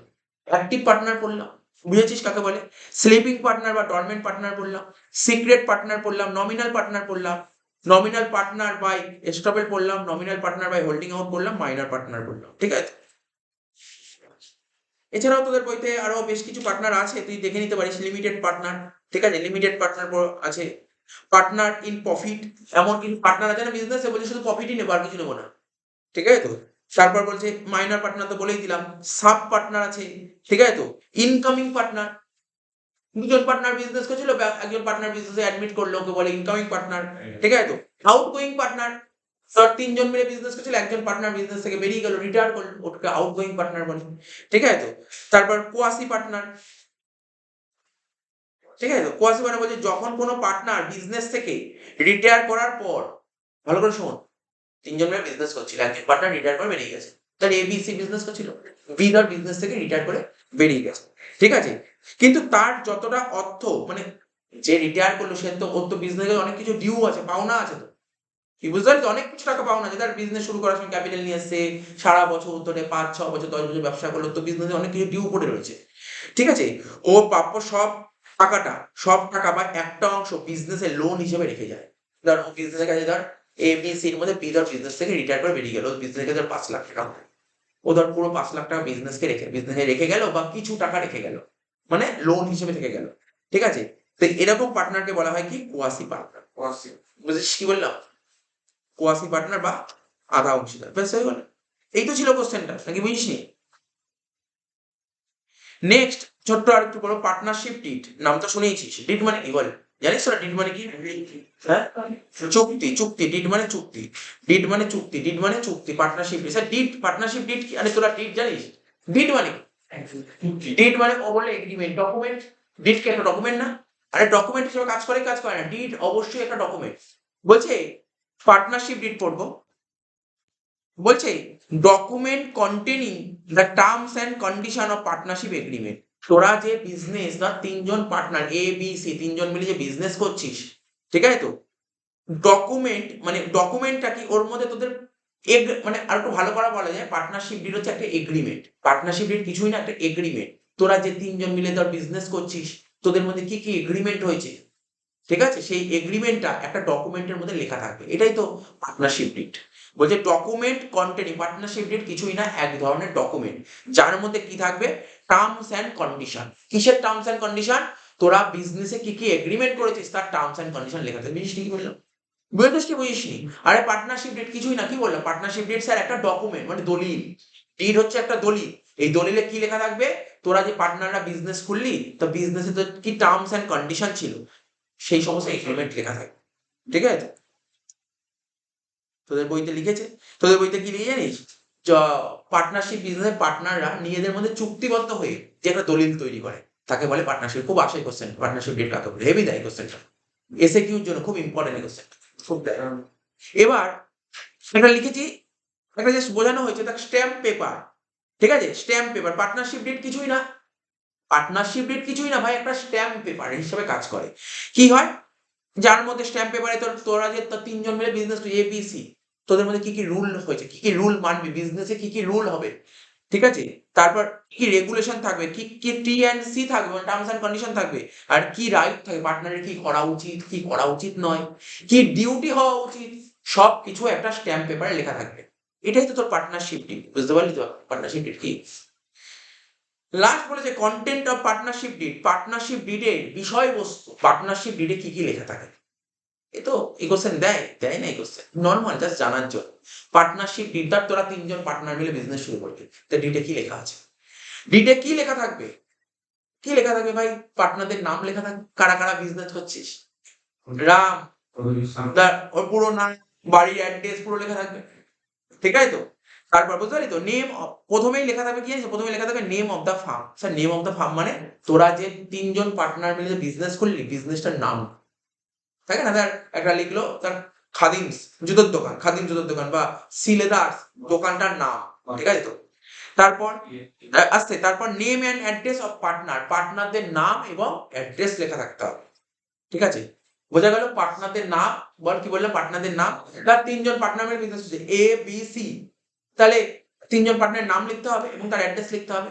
এবার তোর যে বিজনেসের যদি একটা অফিস থাকে, সেই অফিসের অ্যাড্রেসটা দিতে হবে তুমি, ঠিক আছে তো? তারপর capital contributed by each partner, ধর এ কত টাকা ক্যাপিটাল নিয়ে এসছে, বি কত নিয়ে এসছে, সি কত নিয়ে এসছে, এটা লেখা থাকবে। Profit sharing ratio of partner, ডিডে প্রথমেই লেখা থাকবে যে তোমরা যে পার্টনারশিপ বিজনেস শুরু করলে, এ কত টাকা ক্যাপিটাল নিয়ে এসছে, সরি ওটা ক্যাপিটাল তো বললাম। প্রফিট শেয়ারিং রেশিও, বিজনেস ধর বছরের শেষে একটা প্রফিট হলে, প্রফিট তো সবাই ভাগ করবে, কে কতটা ভাগ পাবে, কে কতটা ভাগ পাবে এটা লেখা থাকবে। 3:2:1 হতে পারে, 1:1:1 হতে পারে, 2:3:1 হতে পারে, যা ডিটেল লেখা থাকবে সেই অনুযায়ী ওরা পাবে। Right and duties of partners, পার্টনারদের কি কি অধিকার আছে, কি কি ডিউটি কর্তব্য পালন করতে হবে সেটা লেখা থাকবে। তারপর অ্যামাউন্ট অফ স্যালারি, দেখ পার্টনারশিপ বিজনেসে পার্টনাররাই তো কাজ করে, কি তাহলে পার্টনাররা যদি কাজ করে ওরা একটা স্যালারি পাওয়ার অধিকার আছে, তাহলে কোন পার্টনার কতটা স্যালারি পেতে পারে লেখা থাকবে। এবার তো পার্টনাররা ক্যাপিটাল নিয়ে আসবে, পার্টনাররা ক্যাপিটাল নিয়ে আসে তার বদলে কি পায়, ইন্টারেস্ট পায়। কোন পার্টনার যদি বিজনেসকে লোন দেয় তার বদলে ইন্টারেস্ট পাবে, এইগুলো সব ডিটেল লেখা থাকে। কি বললাম বুঝতে পারলি তো? এই দেখ তোর বইতে লিখেছে, তোদের বইতে লিখেছে কি কি বলেছে, name and address of the farm, ঠিক আছে? হ্যাঁ sir. Name and objectives of the business, sorry nature and objectives of business, তোর বিজনেসের অবজেক্টিভটা কি, কি নেচার, তুই কি ধরনের বিজনেস করতে চাস। তারপর বলেছে তোর ডেসক্রিপশন অফ দ্য পার্টনার, মানে পার্টনারদের নাম, পার্টনারদের সমস্ত ডেসক্রিপশন, পার্টনারদের নাম রাম, শ্যাম, যদু, ঠিক আছে তো। তো এদের এদের বাড়ির অ্যাড্রেসটা। তারপর কি লিখে ডিউরেশন অফ দ্য পার্টনারশিপ, তুই কত বছর বিজনেসটা করতে চাস, 5 বছর, 10 বছর, 1 বছর লিখতে হবে। তারপর ক্যাপিটাল অফ দ্য পার্টনার, কোন পার্টনার কত ক্যাপিটাল নিয়ে এসছে। তারপর ইন্টারন্যাশনাল ক্যাপিটাল, তার প্রতিটা পার্টনার একটা করে ক্যাপিটাল দিয়েছে, তাহলে ও ক্যাপিটাল বিজনেসকে দিয়েছে, তারপর বিজনেস কি দেবে, ইন্টারেস্ট দেবে। তারপর বলেছে পার্টনার ড্রয়িং, পার্টনাররা যদি কোনো টাকা ব্যবসা থেকে তুলে নেয়, তার টাকার দরকার, ব্যবসা থেকে টাকা তুলতে পারে, তো সেটাও লেখা থাকবে। ইন্টারেস্ট ড্রয়িং, কোনো পার্টনার যদি ব্যবসা থেকে টাকা তোলে, তাহলে বিজনেস থাকতে কি নেবে, ইন্টারেস্ট নেবে, ঠিক আছে। তারপর বলেছে ডিস্ট্রিবিউশন অফ প্রফিট, যেটা বললাম, ম্যানেজমেন্টে কোন পার্টনার ম্যানেজমেন্টে পার্টিসিপেট করবে, এগুলো সব লেখা থাকে। রেমুনারেশন অফ পার্টনার, যেটা বললাম স্যালারি, ঠিক আছে, বুঝতে পারলি তো, অনেক কিছু লেখা থাকে। দেখ আমি তো কতগুলো কয়েকটা পয়েন্ট বললাম, ঠিক আছে তো। তো আমি বারবার বলছি এ তো তোর জানার বিষয় নয়, কারণ এটা দেয় না পরীক্ষাতে, যেগুলো ইম্পর্টেন্ট কথা সেগুলো আমি বলবো, এটা জাস্ট নলেজের জন্য জানা দরকার, নলেজের জন্য তোর অবশ্যই জানা দরকার। তো এটা পড়লাম আমরা, ঠিক আছে তো। নেক্সট ক্লাসে আমরা আরো অল্প একটু বাকি আছে, শেষ হয়ে যাবে, নেক্সট ক্লাসে শেষ হয়ে যাবে পার্টনারশিপটা। স্যার এটা কোশ্চেনটা কি হবে দাদা? কোনটা? কোশ্চেনটা হবে না স্যার? এখান থেকে কি কোশ্চেন দেবে না, কোশ্চেন দেবে না। পরের দিন আমরা কি করবে, পার্টনারশিপ বিজনেস থেকে কনসিকুয়েন্স অফ পার্টনারশিপ ডিড, মানে কনসিকুয়েন্স অফ পার্টনারশিপ ডিড মানে কি বলতো, পার্টনারশিপ ডিড যদি তৈরি না করিস তাহলে কি ক্ষতি হতে পারে। পার্টনারশিপ ডিড না করলে কি হতে পারে, কি হবে স্যার, ঝামেলা হবে, মারামারি বাঁধবে, আর কি হবে, আর কিছু হবে, ঝামেলা হবে, মারামারি বাঁধবে, তুই কোর্টে কেস করতে পারবি না, এই তো হবে, এছাড়া কি হবে। এই কোশ্চেনটা খুব ইম্পর্টেন্ট কোশ্চেন, এটা দেয় পরীক্ষায়।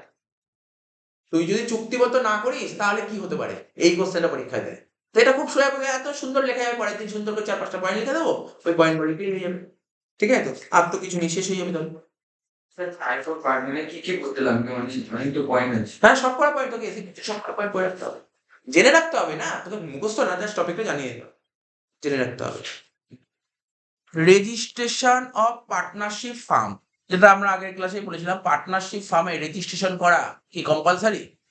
পার্টনারশিপ ফার্মে রেজিস্ট্রেশন করা কম্পালসারি না, পার্টনারশিপ ফার্মে রেজিস্ট্রেশন করা কখনোই কম্পালসারি নয়, কিন্তু পার্টনাররা চাইলে রেজিস্ট্রেশন করতে পারে। তাই এখানে লিখেছি লিগালি নট কম্পালসারি, পার্টনারশিপ বিজনেসে রেজিস্ট্রেশন করা কম্পালসারি নয়, মানে পার্টনারশিপ বিজনেসে রেজিস্ট্রেশন করা বাধ্যতামূলক নয়, কিন্তু কোনো পার্টনার চাইলে রেজিস্ট্রেশন করতে পারে, মানে পার্টনারশিপ বিজনেস চাইলে রেজিস্ট্রেশন করতে পারে। বলছে বাট ইট ইজ প্রেফার্ড, তবে এটা প্রেফারেন্স দেওয়া হয়, প্রেফার করা হয় যে তোমরা পার্টনারশিপ বিজনেস যখন করছো তোমরা রেজিস্ট্রেশন করে নাও। স্যার কেন রেজিস্ট্রেশন কেন করবো, রেজিস্ট্রেশন করলে ফিউচারে ডিসপুট যদি আসে তাহলে তার সুরা, ডিসপুট মানে ঝগড়া, ঝামেলা, ঠিক আছে তো।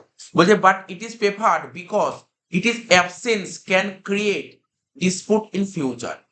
ফিউচারে যদি ধর আজ যদি রেজিস্ট্রেশন না করি কিন্তু ফিউচারে কোনো ঝামেলা আসছে, তো ঝামেলাটা মেটাতে পারি, ঠিক আছে তো। তাহলে বুঝতে পারি তো। তো রেজিস্ট্রেশন, পার্টনারশিপ আমি রেজিস্ট্রেশন করা ম্যান্ডেটরি নয়, বাধ্যতামূলক নয়, কিন্তু কেউ চাইলে করতে পারে, কিন্তু সাজেশন দেওয়া হয় যে তুমি পার্টনারশিপ বিজনেস যখন করছো অবশ্যই রেজিস্ট্রেশন করে নাও, কিন্তু বারবার বলছি কম্পালসারি নয়, সাজেশন দিচ্ছে তুমি করো। কেন করো, তার ফিউচারে ধর কোনো পার্টনারদের মধ্যে ঝামেলা বাদ, তাহলে তুই এই রেজিস্ট্রেশন করা থাকলে তুই কোর্টে গিয়ে কেস করতে পারবি, কেস দাখিল করতে পারবি। আমি যেটা তোদের দিয়েছিলাম সাজেস্টিভ কোশ্চেনের মধ্যে ইম্পর্টেন্ট বলেছিলাম কনসিকুয়েন্স অফ নন রেজিস্ট্রেশন, মানে তুমি যদি রেজিস্ট্রেশন না করো, পার্টনারশিপ বিজনেসে যদি তুমি রেজিস্ট্রেশন না করো তাহলে তোমাকে কি ভুগতে হবে, বুঝতে পারলে কি কি ফল হবে, কি কি ফল ভুগতে হবে। এইমাত্র বললাম তুই যদি রেজিস্ট্রেশন না করিস তাহলে তার জন্য কি কি ফল ভুগতে হবে,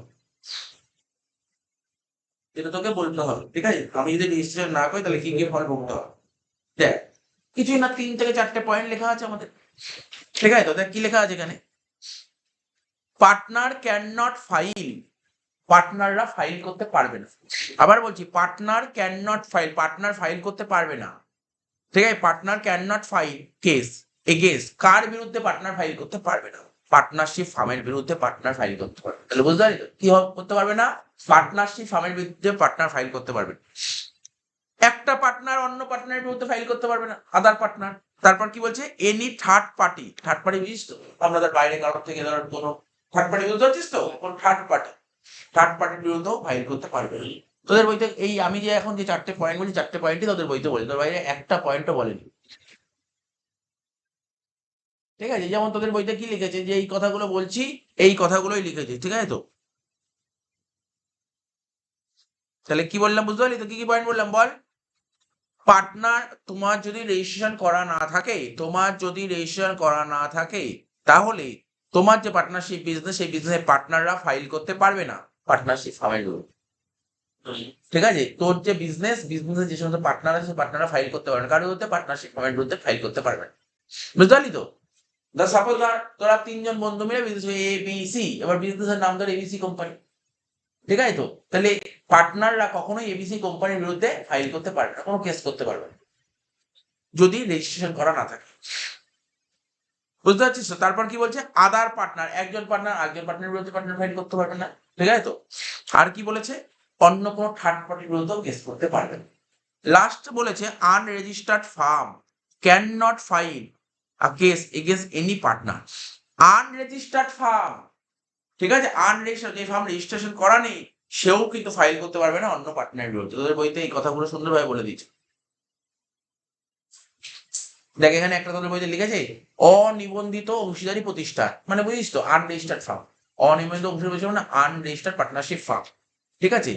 100 টাকার বেশি তার কারোর কাছে পাও, থার্ড পার্টির কাছে, থার্ড পার্টি কোনো ধর এমন এক থার্ড পার্টি, ধর আজকে আমি বিজনেস খুলেছি, পার্টনারশিপ, তাই না, অনেক অনেক বড় বড় মুদিখানা দোকান থাকে, পার্টনাররা মিলে করে, তিনজন পার্টনার মিলে মুদিখানা দোকান চালাচ্ছে, ঠিক আছে। তো এবার ধর কাউকে মাল ধারে বেচেছে, তার থেকে টাকা পায়, যদি 100 টাকার বেশি পাওনা থাকে, তুই কেস করতে পারবি।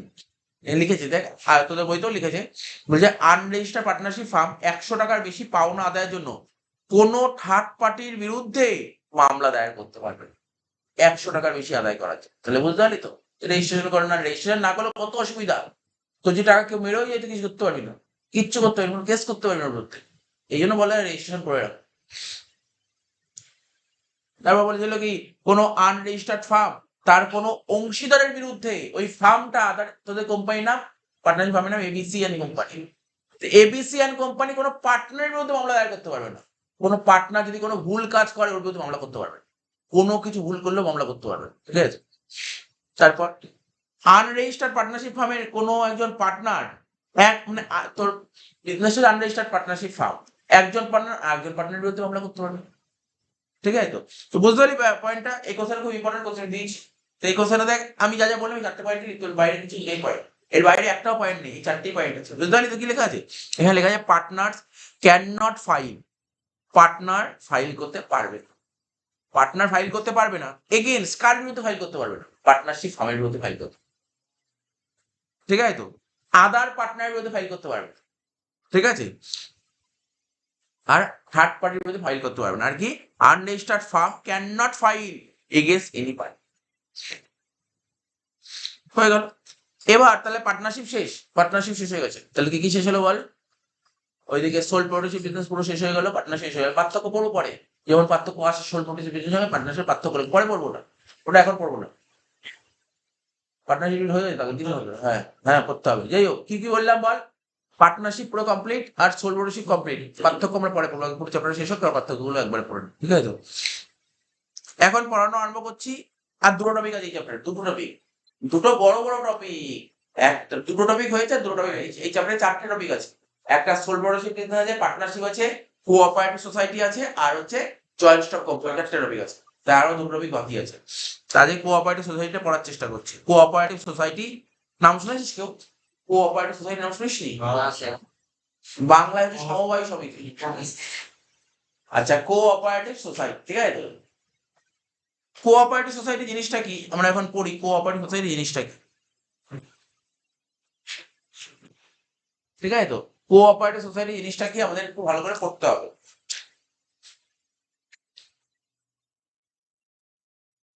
কোঅপারেটিভ সোসাইটি এর একটা কথা বলছে each for all and all for each. কি বললাম? Each for all, each for all and all for each, মানে কি সকলের তরে প্রত্যেকে আর প্রত্যেকের তরে সকলে, বুঝলি তো, সকলের তরে প্রত্যেকে আর প্রত্যেকের তরে সকলে, মানে বুঝলি সকলে তো সকলের জন্য প্রত্যেকে আছে, সবার জন্য প্রত্যেকে আছে, আবার প্রত্যেকের জন্য সকলে আছে, মানে এটা একটা কোড ল্যাঙ্গুয়েজ, কোড, ঠিক আছে, কি বললাম লাইনটা, কি বললাম বল, each for all and all for each, ঠিক আছে তো, each for all and all for each, ঠিক আছে, each for all and all for each, সকলের তরে প্রত্যেকে আর প্রত্যেকের তরে সকলে, এটা একটা কোড।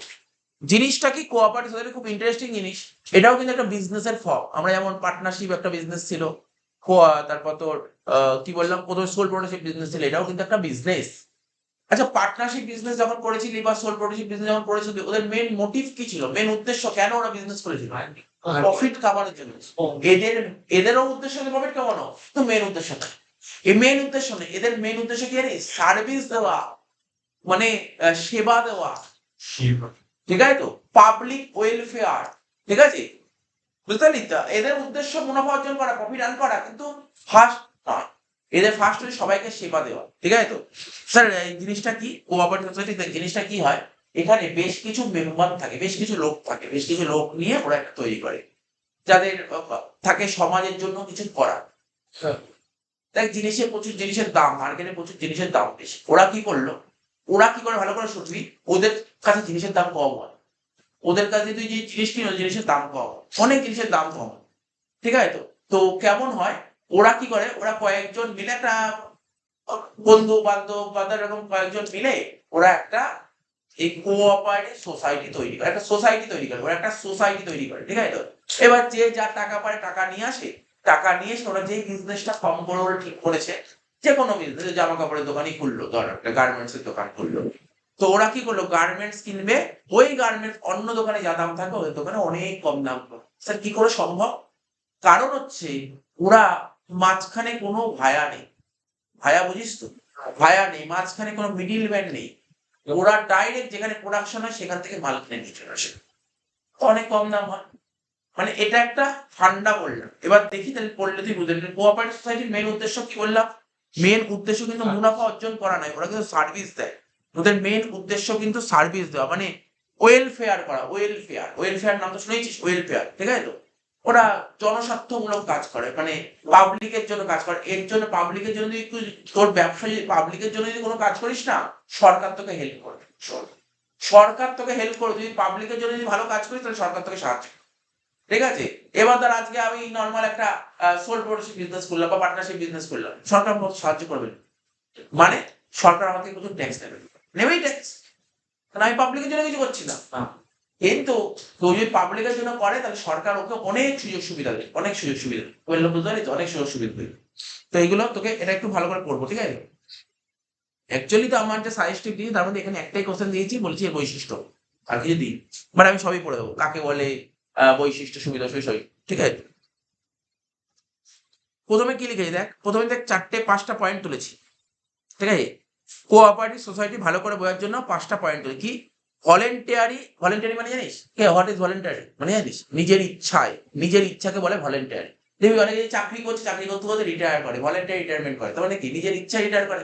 তো বলছে ভলেন্টারি অ্যাসোসিয়েশন, এটা হচ্ছে এমন একটা অ্যাসোসিয়েশন যেটা ভলেন্টারি, মানে কাউকে জোর করে না, নিজের ইচ্ছায় আসে, যার মন চাই আসে। তোর যখন মন চাবে তুই আসবি, তোর যখন মন চাই তুই বেরিয়ে যাবি, বুঝতে পারলি তো, বুঝতে পারলি তো কি বললাম, যখন মন চাইবে তখন আসবে, যখন মন চাইবে বেরিয়ে যাবে। বলছি voluntary association of person who join together, একসাথে জয়েন করবে ফর মিউচুয়াল হেল্প, একজন আরেকজনকে সাহায্য করার জন্য। নেক্সট কি বলছে, মেন মোটিভ কি, main motive mutual welfare, welfare করা এদের মেন মোটিভ, ঠিক আছে। প্রফিট আর্ন করা, প্রফিট আর্ন করা মোটিভ, কিন্তু মেন মোটিভ না, মানে মাথায় রাখবি, ফার্স্ট মোটিভ কিন্তু প্রফিট আর্ন করার, ফার্স্ট মোটিভ কি, আরে কেউ যদি কোনো কাজকর্ম করতে আসে ফ্রিতে তো কাজ করবে না, প্রফিট তো কামাবে, কিন্তু মেন মোটিভ, ঠিক আছে তো, ওদের মেন উদ্দেশ্য সার্ভিস দেওয়া, ওয়েলফেয়ার, পাবলিক ওয়েলফেয়ার। তো বুঝতে পারছিস কি বললাম? তারপর বলছে কি স্যার, আপনি বলেছিলেন সোল প্রোপ্রাইটারশিপ বিজনেসে একজন হয় পার্টনার, তাই তো, পার্টনারশিপে কত থেকে শুরু হয়, 2 থেকে 100। স্যার এখানে 2 মানে মিনিমাম ছিল, কিন্তু এই তোর কোঅপারেটিভ সোসাইটি মিনিমাম কতজন লাগবে, যেটার সাথে তৈরি করতেই পারবি না, মিনিমাম কতজন, 10 জন, মিনিমাম 10 জন, ঠিক আছে। 10 জন যদি না হয় তাহলে তুই কোঅপারেটিভ সোসাইটি করতে পারবি না। তাহলে মিনিমাম কতজন বললাম? 10 জন। তাহলে মিনিমাম মেম্বার কতজন? 10 জন। তারপর বলেছে রেজিস্ট্রেশনের কথাটা বলেছে, বলছে কম্পালসারি রেজিস্ট্রেশন করা কম্পালসারি। তাহলে কি বলতে পারি? সোল প্রপার্টি রেজিস্ট্রেশন করা কম্পালসারি ছিল না? পার্টনারশিপ কম্পালসারি না, কিন্তু এখানে কম্পালসারি রেজিস্ট্রেশন করা, ঠিক আছে তো? আন্ডার কোঅপারেটিভ সোসাইটি অ্যাক্ট, আচ্ছা তার মানে পার্টনারশিপ পড়েছিল, পার্টনারশিপ একটা অ্যাক্ট ছিল কত? 1932 পার্টনারশিপ অ্যাক্ট, কিন্তু কোঅপারেটিভ সোসাইটি এটা একটা অ্যাক্ট আছে। কত সালে অ্যাক্ট বেরিয়েছিল এটা? 1912, 1912 সালে, 1912 সালে, ঠিক আছে তো? ক্যাপিটাল, এরপর আসলো ক্যাপিটাল। তো ক্যাপিটাল, আচ্ছা যারা কোঅপারেটিভ সোসাইটির মেম্বার থাকে ক্যাপিটাল কারা দেবে? যারা মেম্বার তারাই ক্যাপিটাল দেবে। ক্যাপিটাল বলে contributed by member, capital contribute করবে কারা? মেম্বার। এটাই হচ্ছে নিশ্চয়ই কনসেপ্ট, একটু বুঝতে পেরেছিস তো জিনিসটা কি? কোঅপারেটিভ সোসাইটি না বোঝার কি আছে? রেজিস্ট্রেশন করা বাধ্যতামূলক, বল তুই নিজেই বল, রেজিস্ট্রেশন করা এখানে বাধ্যতামূলক। আচ্ছা কোঅপারেটিভ সোসাইটির আইনটা কত সালে চালু হয়েছে? 1912, 1912 সালে, ঠিক আছে। স্যার ওদেরকে চিনবে কি করে, মানে কোঅপারেটিভ সোসাইটি যেগুলো, হ্যাঁ মানে চিনবে কি করে, মানে যেমন নর্মাল দোকান আছে তো ওদেরকে ও কোঅপারেটিভ সোসাইটি তুই দেখেছিস? আমাদের সাতগাঁইতে আছে কোঅপারেটিভ সোসাইটি, সমবায় সমিতি আছে, তো সাতগাঁই মুখে একদম সমবায় সমিতি, ঠিক আছে? অনেক সমবায় সমিতি ব্যাংক আছে, হ্যাঁ ঠিক আছে? তুই যাই হোক, তুই দেখেছিস, অনেক জায়গায় দেখেছিস, পেয়ে যাবি। আমি দেখি হয়তো একদম পুরো সাতগাছির মুখেই আছে সমবায়িকা সেন্টার, সমবায়িকা আছে। সমবায়। আচ্ছা দেখ শোন, যেটা বলছিলাম তাহলে কি কি বললাম? হ্যাঁ, যেটা রেজিস্ট্রেশন কম্পালসারি 1912 সালের আইন বলছে। মিনিমাম মেম্বার কতজন লাগে বলেছিলাম? 10 জন। এখনই মুখস্থ হয়ে যাবে। ক্যাপিটাল, যারা যারা মেম্বার তারাই ক্যাপিটাল। এবার স্যার কোনো জোর জবরদস্তি যে প্রত্যেককেই 1 লাখ 2 লাখ করে রাখতে হবে এরকম কোনো কম্পালসারি নেই, কোনো কম্পালসারি, যে যা পারে তাই আনবে। তার একজন পারলো 1 লাখ আনলো, আরেকজন পারলো 10 টাকা, সে আনলো 10 টাকা, ঠিক আছে তো? মানে কোনো জোর জবরদস্তি নেই, কোনো জোর জবরদস্তি নেই, ঠিক আছে তো? কেউ 10 টাকা কেউ নিয়ে আসে না, বললাম। মেন মোটিভ, এর মেন মোটিভ কি প্রফিট আর্ন করা কি মেন মোটিভ? না, সার্ভিস দেওয়া, পাবলিক ওয়েলফেয়ার, ঠিক আছে তো? Mutual welfare. আর ভলেন্টারি অ্যাসোসিয়েশন মানে এই যে এখানে যারা যে সমস্ত মেম্বার বা পার্সনরা আছে না, নিজের ইচ্ছায় আসে, ঠিক আছে? নিজের ইচ্ছায় আসে। কেন? টুগেদার, একসাথে, কি বলছে? ভলেন্টারি অ্যাসোসিয়েশন অফ পার্সন নিজের ইচ্ছায় আসবে, হু জয়েন টুগেদার, একসাথে জয়েন করবে ফর মিউচুয়াল হেল্প। হয়ে গেল, মোটামুটি বোঝা গেল। এবার ফিচার্স গুলো একটু দেখি একটা করে। ফিচার্সটাই খুব ইম্পর্টেন্ট, আমরা যদি সাজেস্টিভ করতে। দেখ আমি যতক্ষণ পড়লাম না, প্রথমেই বলেছিলাম কোঅপারেটিভ সোসাইটি কি বলেছিলাম? প্রথমে ভলেন্টারি অ্যাসোসিয়েশন, ফার্স্ট পয়েন্ট চলে আসলো voluntary. First point voluntary association মানে বুঝতে পারছিস তো? দেখ তোদের বাংলা বইতে লিখেছে ভলেন্টারি, ভলেন্টারি মানে কি বললাম? নিজের ইচ্ছা। তোদের ঠিক আছে, অ্যাসোসিয়েশন মানে একটা সমিতি। তো তোদের বইতে বলেছে, বাংলা বইতে বলে স্বেচ্ছাকৃত সমিতি। তো ইংলিশটা পড়েও বাংলা বই স্বেচ্ছাকৃত সমিতি। তো কি লিখেছে দেখ, কি লেখা আছে? Any person can join. কি লেখা আছে? এনি পার্সন ক্যান জয়েন, যে কোনো পার্সন জয়েন করতে পারে, অর লিভ। বুঝতে পারি তো? যে কোনো পার্সন মানে এই অ্যাসোসিয়েশন যে কোনো পার্সন জয়েন করতে পারে, আবার যে কোনো পার্সন লিভ করে যেতে পারে, ছেড়ে চলে যেতে পারে। It according to his own will, তার নিজের ইচ্ছা। তার যখন নিজের ইচ্ছা হবে সে তখন করতে পারবে, তার নিজের ইচ্ছা হলে সে বেরিয়ে যেতে পারবে। এটাই বলেছে। সে বুঝতে পারলি লাইনটা? ভলেন্টারি মানে বুঝতে পারছিস? নিজের ইচ্ছায় ঢোকো, নিজের ইচ্ছায় বেরিয়ে যাও, ঠিক আছে? কোনো জোর জবরদস্তি নেই, কেউ কোনো বাধা নেই, এখানে কোনো বাধা দেবে না কেউ। 2 নম্বর বলছে membership is open to all member, ঠিক আছে? প্রত্যেকটা মেম্বারের জন্য মেম্বারশিপ ওপেন। কি বললাম বল? কি বলেছে? মেম্বারশিপ মানে বুঝিস তো? আরে ধর এই যে আমি বললাম যে কোঅপারেটিভ করতে গেলে 10 জন মেম্বার লাগবে মিনিমাম, এটা মেম্বারশিপ। তো মেম্বারশিপ সবার জন্য ওপেন আছে, ঠিক আছে? Irrespective of their caste or religion, ঠিক আছে? এবার দেখ, এমন না যে তার কাস্ট, বুঝিস তো? তোর নিশ্চয়ই কাস্ট সম্পর্কে আইডিয়া আছে। জেনারেল কাস্ট হয়, সিভিল কাস্ট হয়, মানে SC ST OBC A OBC B, বিভিন্ন বিভিন্ন কাস্টের জন্য তোমার বিভিন্ন কাস্টের জন্য মেম্বারশিপ ওপেন আছে। এরকম কোনো ব্যাপার না ওই কাস্টের আছে বলে আসতে পারবে, ওই কাস্টের নেই বলে আসতে পারবে, এরকম কোনো ব্যাপার। রিলিজিয়ন মানে কেউ হিন্দু, কেউ মুসলিম, ঠিক আছে তো? তো এরকম কোনো ব্যাপার নেই, যে কেউ আসতে পারবে না। বোঝা গেল কি বললাম? এখানে পয়েন্টটা খুব ভালো করে পড়বি এটা। তাহলে নিশ্চয়ই বুঝতে পারলি, বল ভলেন্টারি অ্যাসোসিয়েশন পুরো ক্লিয়ার হয়েছে? হ্যাঁ। উদাহরণ আবার কি উদাহরণ? ঠিক আছে তো? নেক্সট বলছে equal voting rights. Voting right মানে কি? ভোট দেওয়ার ক্ষমতা, কি বললাম? ভোট দেওয়ার ক্ষমতা। এখানে বলছে ওয়ান ম্যান ওয়ান ভোট, একটা মানুষ একটাই ভোট দিতে পারবে। এটা পরিষ্কার বলেছে, একটা মানুষ কিন্তু একটাই ভোট দিতে পারবে। এবার দেখ তোর মনে প্রশ্ন হতে পারে, স্যার আমার কাছে প্রচুর পয়সা আছে, আমি নাকি অপরচুনিটিতে আমি 5 লাখ টাকা দিয়েছি, আবার আমারই এক বন্ধু ও জয়েন করেছে, ও না 1,000 টাকা দিয়েছে, তাহলে ও একটা ভোট দিয়েছে, আমি 5 লাখ যাবো একটা ভোট, শোনে আমি 5 লাখ দিয়ে বেশি ভোট দিতে পারবো না, একটাই ভোট, তুই যত টাকাই দে না কেন তুই একটাই ভোট দিতে পারবি, একজন মেম্বার একটাই ভোট দিতে পারবে, ঠিক আছে তো? তো বলছে one man one vote, every member only one voting right, বলছে every member only one voting right irrespective of capital contribute, যেটা আমি বললাম, তুমি ক্যাপিটাল যাই দাও না কেন ম্যাটার করে না, একটাই ভোট দিতে পারে। তারপর বলছে কি সার্ভিস মোটিভ, ঠিক আছে তো? সার্ভিস মোটিভ কি, এর মেন মোটিভটা কি বল, কি বলেছিলাম মেন উদ্দেশ্য কি ছিল, welfare welfare welfare welfare of its member, ঠিক আছে তো? এর মেন মোটিভ কি, ওয়েলফেয়ার, ঠিক আছে তো? এর মেন মোটিভটা কি, সার্ভিস দেওয়া, ঠিক আছে তো? সেবা প্রদান করা, ঠিক আছে তো? বাট এরকম কোনো মোটিভ নেই যে ও মুনাফা করবে না, বলছে মুনাফাটা মেন মোটিভ নয়, মেন মোটিভ সার্ভিস দেওয়া, সেকেন্ডারি মোটিভ তোর মুনাফা প্রফিট আর্ন করা। তো এখানে বলেছে main motive welfare of its member, earning profit secondary motive. Next, separate legal entity, মানে বুঝতে পেরেছিস সেপারেট মানে কি? আলাদা। লিগাল এন্টিটি, আইনগত পৃথক সত্তা আছে। আমরা যখন এক মালিকানা কারবার করেছিলাম সোল প্রডিউস বিজনেস, ওখানে বলেছিলাম কোন সেপারেট মানে মালিক আর বিজনেস দুজনে এক, পার্টনারশিপ কি হয়ে যায়, মালিক আর বিজনেস এক, কিন্তু এলএলপি তে বলেছিলাম মালিক আর বিজনেস আলাদা, এলএলপি কনসেপ্টে কি বলেছিলাম মালিক আর বিজনেস আলাদা, কিন্তু সেপারেট এখানেও কিন্তু সেপারেট লিগাল এন্টিটি মানে কি, সেপারেট লিগাল এন্টিটি মানে যে কোঅপারেটিভ সোসাইটি আর ওরা যে মেম্বার আছে দুজনে কিন্তু আলাদা আলাদা, মনে রাখতে হবে, কিন্তু ভুলে গেলে চলবে না, কিন্তু ভুলে গেলে চলবে না, কিন্তু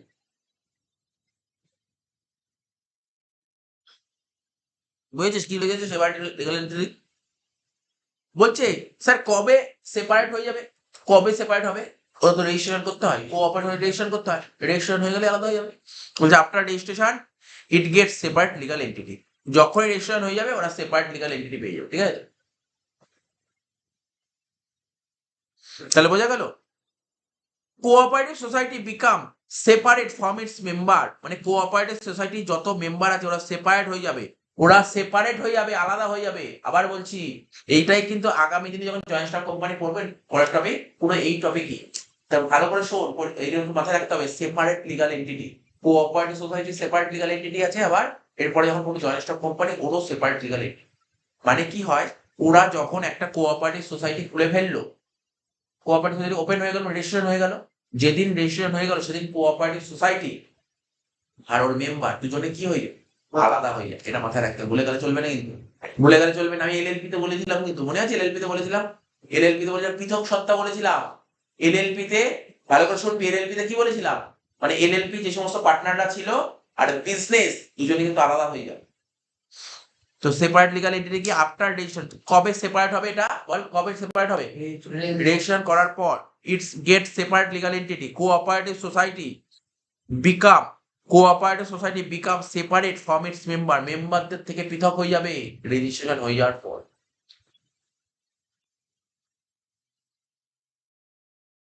by and sell property in its own name, তার মানে ভালো করে শুনবি, কোঅপারেটিভ সোসাইটি যদি কোনো ধর একটা অ্যাসেট কিনলো, ঠিক আছে, বলছে মানে কোনো প্রপার্টি, প্রপার্টি মানে অ্যাসেট, ধর কোঅপারেটিভ সোসাইটি ধর কোনো প্রপার্টি কিনলো, নিজের নামে কিনবে, কোনো মেম্বারদের নামে কিনবে না, কার নামে কিনবে, নিজের নামে কিনবে এবং নিজের নামে বেচবে, ঠিক আছে?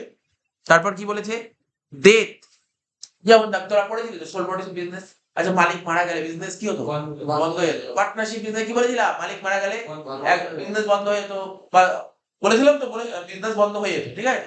কিন্তু স্যার কোঅপারেটিভ সোসাইটিতে ধরুন ধরুন কতজন আছে, 10 জন মিনিমাম লাগবে, ধর সাপোজ ধর 25 জন মিলে বিজনেস আরম্ভ করছে, 25 জন মিলে আরম্ভ করছে, ধর একজন মারা গেছে, বাবা একজন মারা গেছে, বাকি 24 জন বিজনেস করছে, তাহলে কি বিজনেস কি বন্ধ করে দেবে, বন্ধ করে দেবে, বন্ধ করবে না, কারণ সেপারেট লিগাল, কারণ সেপারেট লিগালি, বুঝতে পারলি, কারণ সেপারেট লিগালি, ঠিক আছে? একজন মরে গেল বা এতে কোনো ম্যাটার করে, তাই এখানে কি বলছে, ডেথ, ইনসলভেন্সি মানে কি, ভিখারি, তাই তো ভিখারি বলে তো, ভিখারি বা দেউলিয়া যেটাকে বলে, আর কি insolvency of any member does not effect it's existence, মানে বিজনেস কোনো এক্সিস্ট করে না, বুঝিস তো, মানে মানে অস্তিত্ব কখনো বিলোপ হয় না, ঠিক আছে তো।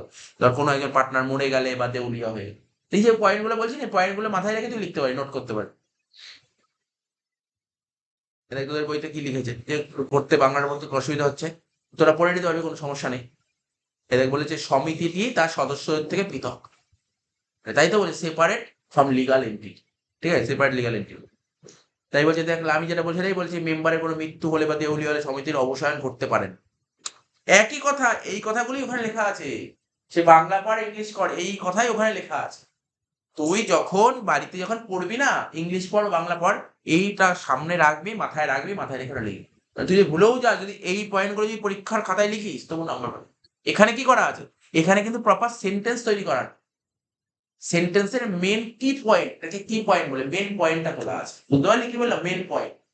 মানে আমি যে লেখাচ্ছি এইগুলো এইগুলো পরীক্ষায় লিখলে তোর নাম্বারটা তো পাবি না, এখানে কি পয়েন্ট লেখা আছে, কি পয়েন্ট মানে বুঝতে পারছিস, কি পয়েন্ট বুঝতে পারছিস তো, যে যেমন ধর এইগুলো এমসিকিউ খুব কাজে দেয়, এইগুলো এমসিকিউ খুব কাজে দেয়, মানে এইগুলো থেকে এবার তুই নিজের মতো সেন্টেন্স সাজিয়ে নিবি এটাকে, এই এখানে ধর বুঝতে পারছিস, সেন্টেন্স তুই সাজিয়ে নিবি, কোনো অসুবিধা নেই।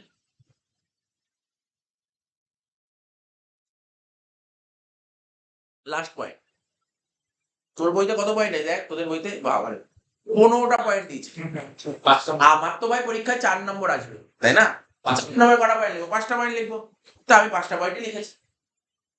তুই অ্যানালাইসিস অনেক করতে পারিস বা তুই পড়তে পারিস অনেক। লিমিটেড লাইব্রেরি, আরেকটা পয়েন্ট যে লিমিটেড লাইব্রেরি, বল না, তোরা বল। সোল প্রপার্টি বিজনেসের লাইব্রেরিটি কেমন ছিল, আনলিমিটেড। আনলিমিটেড, আনলিমিটেড ছিল, ঠিক আছে। তারপর পার্টনারশিপ বিজনেস লাইব্রেরিটি আনলিমিটেড, কিন্তু এখানে library limited library, limited library, মাথায় রাখবি কিন্তু, মনে রাখবি, ভুলিস না কিন্তু, এটা মনে রাখবি কিন্তু, শর্ট কোশ্চেন যদি কখনো দেয় তো কোঅপারেটিভ বিজনেস লিমিটেড লাইব্রেরিটি থাকে, ধর না ওরা 25 জন মিলে বিজনেস, 25 জন মিলে বিজনেস করে, 25 জন মেম্বার মিলে বিজনেস করছে, বিজনেসটা প্রচুর একটা লস হলো, বিজনেসে প্রচুর লস হলো।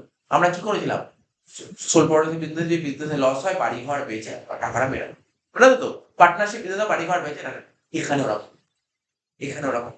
সাপোজ ধর 25 জন মিলে বিজনেস করছিল, তাই তো, 25 জন মিলে বিজনেস করছিল, তাহলে ধর কোনো থার্ড পার্টি টাকা পায়, তাহলে ওর টাকাটা কি করে দেবো, টাকা পায় বিজনেসে লস হয়ে টাকাই দেয়, তখন কি করবো, তখন প্রতিটা পার্টনার যে টাকা ক্যাপিটাল এনেছিল ও কতটাই দায়বদ্ধ দিতে, বুঝেছিস কি বললাম। ধর আমি বিজনেস শুরু করার সময় 1 লাখ টাকা নিয়ে এসেছিলাম, তাহলে আমার থেকে 1 লাখ টাকাই নিতে পারবে ম্যাক্সিমাম, তার বেশি নিতে পারবে, বুঝতে পারলি তো, এটা হচ্ছে কনসেপ্ট, এই কনসেপ্ট মাথায় রাখতে পারবে, তাহলে কত ভালো না এটা, বাড়ি ঘর বেচা হলো না, না, বাড়ি ঘর বেচতে হলো না, বুঝতে পারলি তো। তাহলে কি বলছে দেখ, এবার পর কি লিখেছে, তাহলে মনে রাখতে পারবি তো, বল। কোঅপারেটিভ সোসাইটি লাইবিলিটি কি লিমিটেড না আনলিমিটেড, লিমিটেড। লিমিটেড, লিমিটেড বলছে, জয়েন্ট স্টক কোম্পানির লাইবিলিটিও কিন্তু লিমিটেড। এরপর একটা যে টপিকটা পড়বো, লায়েবেল অফ মেম্বার, কি লিখেছে, liable of member is limited to the extent of capital contribute by them, অর্থাৎ ওরা যত টাকা ক্যাপিটাল কন্ট্রিবিউট করবে তত টাকাই দায়বদ্ধ দিতে, তার বেশি দিতে দায়বদ্ধ নয়। Their personal asset are not liable for paying off debt of cooperative society, ঠিক আছে তো, কি বললাম বুঝতে পারলি তো, বলছে their personal assets are not liable for paying, মানে ধর থার্ড পার্টি ধর বাইরে আমাদের কাছে কিছু টাকা পায়, বিজনেস লস হয়ে টাকা দিতে পারছি না, টাকা ওদের টাকাটা মেটাতে হবে, তার জন্য আমরা কখনোই বাড়ির মানে পার্সোনাল অ্যাসেট বেচবো, বোঝা গেল কি বললাম, নিশ্চয়ই ফিচার্স গুলো বুঝেছিস। তাহলে আমি তোদের বইয়ের সঙ্গে মিল হয়ে গেছিস কি, ভলেন্টারি অ্যাসোসিয়েশন করিয়ে দিয়েছি, ঠিক আছে। তারপর সেপারেট লিগাল এন্টিটি পড়িয়ে দিয়েছি, পেন দে, এক মিনিট, ভলেন্টারি অ্যাসোসিয়েশন পড়িয়েছি, সেপারেট লিগাল এন্টিটি পড়িয়েছি, আচ্ছা দাঁড়া আসতে, ইকুয়াল আসতে কথা বলছি, ইকুয়াল ভোটিং রাইট পড়িয়েছি, ঠিক আছে তো, সার্ভিস মোটিভ পড়িয়েছি, লিমিটেড লাইবিলিটি পড়িয়েছি, তো আরো পয়েন্ট আছে তোর বইতে, তুই সুন্দর আসতে কথা বলিস না, সুন্দরভাবে পয়েন্ট নিতে পারিস তুই, তোর বইতে রেজিস্ট্রেশনের পয়েন্ট আছে, ঠিক আছে, ক্যাপিটালের পয়েন্ট আছে, ক্যাপিটাল তো অলরেডি ডিসকাশন করেই দিয়েছি, কি বলবো, ক্যাপিটাল তো বলেই দিয়েছি, তুই ওখান দিয়ে তো যা যা বলেছি না আগে ওখান থেকে তুই পয়েন্ট নিয়ে আসতে পারিস, যেমন ক্যাপিটালটা কি বলছে,